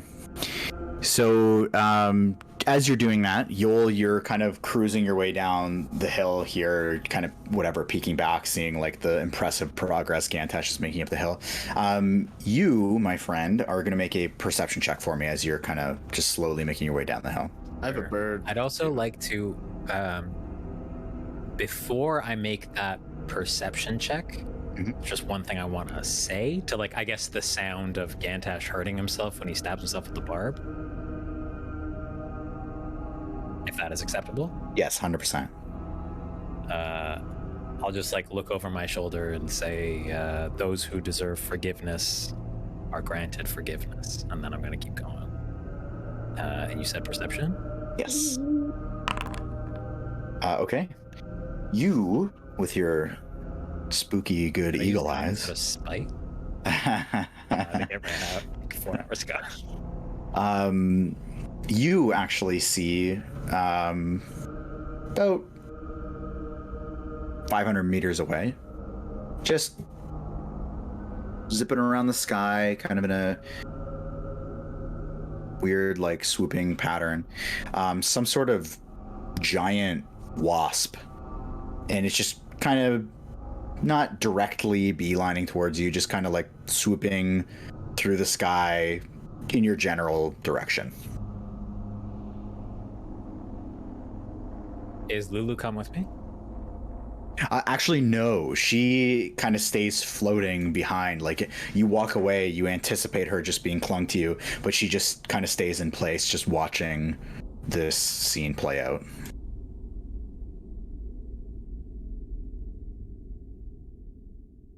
So it's like sort of generally coming in this direction, but not. Yeah, so like if you're here, it's just kind of like, you know, lazily like weaving its way overhead. Right. But as it stands, about half a kilometer away. And it's just a massive wasp. Huge. But you said it's about 500 meters away? Yeah, about 500. Okay, so I can see it like it's 100 feet away. It like this just looks like a wasp, like it doesn't have fucking a human face or weirdo shit going on. Yeah, I think I can get a little more specific details for this bad boy. Sure. It is.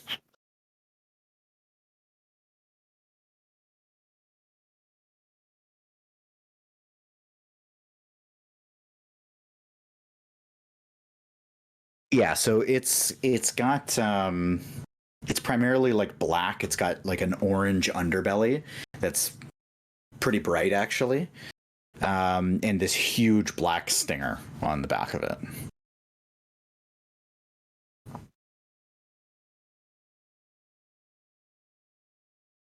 It's bigger than you. Slowly draw my weapon. Okay. But not like as a precaution, effectively.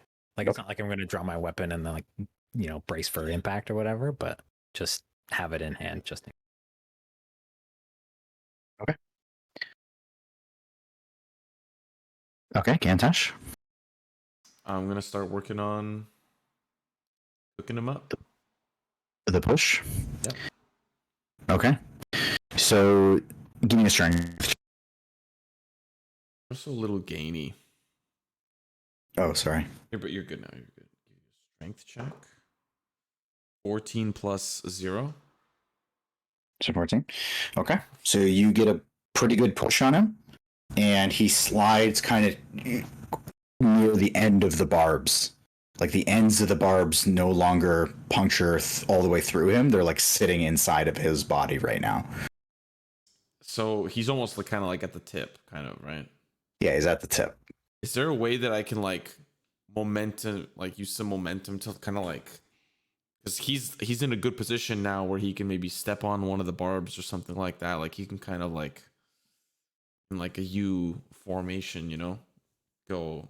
I don't know if I'm envisioning. Yeah, I know what you're saying. I know what you're saying. Can he do that? You think? You can try. Okay. Because I want to try to affect his gravity towards me as he gets off the barb, right? And him being close to the tip is actually going to be just decent enough to get that. If I just pushed him off, all his momentum would be coming off the barb. But if he's like almost there, I want to try to scoop him in as he gets off this next push. Okay. So, okay, give me a strength check again. Phrank, your mic's gaining Sorry. again. All right, I don't know what's going on. 19. I know what's going on. No one asked. Is that better? Is it? No, probably not. I don't think so.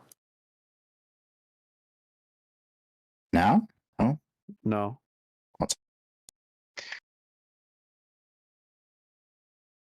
Fix this. I'll be back in 30 seconds. okay. Is that? Sounds okay for now, I guess. Yeah. 19. 19. Okay. And then the last thing you're going to do is the dexterity save for trying to loop him back around. 10 plus guidance to 12. Well, okay. So you push him off, and you see this little blood splatter come out as he just drops off and swings down, and you're able to push him off and just drag him back so that he's just hanging down. You're able to get a good arm around one of the iron branches above you, and he just pulling him up. He just hangs there. You've saved me. You've saved me, Torm. Will look highly on you. You've done the right thing. Cure wounds the one, cure wounds the one. I'm touching him. He starts to, very much like in Avengers Endgame, starts to speckle off into pieces of dust. Oh no. And he says, and he just like, as he's looking up at you, like smiling, his eyes widen and he like looks over your shoulder up into the sky. He goes, Aruman is coming. And then he just whoosh. I want to look up to what he was looking up at. And what you see in the sky is this glowing red small portal, basically. And through it comes probably 100 feet in the air. Through that flaming red portal comes a totally black horse with flames riding down its mane, flames for its tail, and through the portal is the horse, and then beside its head you see this long black flame-ridden lance, and out comes riding the horse this black spiked armor wearing humanoid looking creature, totally ironclad armor wrapped in its entire body, and Great. it just comes out totally wordless, and the horse trotting in the air downwards as though it were ground starts diving down towards you. I'll just look it up and say, oh shit. And that's what we'll call that. It's a good ender. Gantash is 60 feet up in a tree. Oh, God. It is a metal tree, though. You can just hide near the center of it. Hide during combat? Okay. I'll let So the cast only spell healer, on the the only tree. healer No. to just hide during the combat. Well, not hide, but you can still cast from the tree. You've seen that before, hiding in a tree during combat, dude. You know how that works. Your first combat ever. Oh, I see. Second combat ever. Anyways.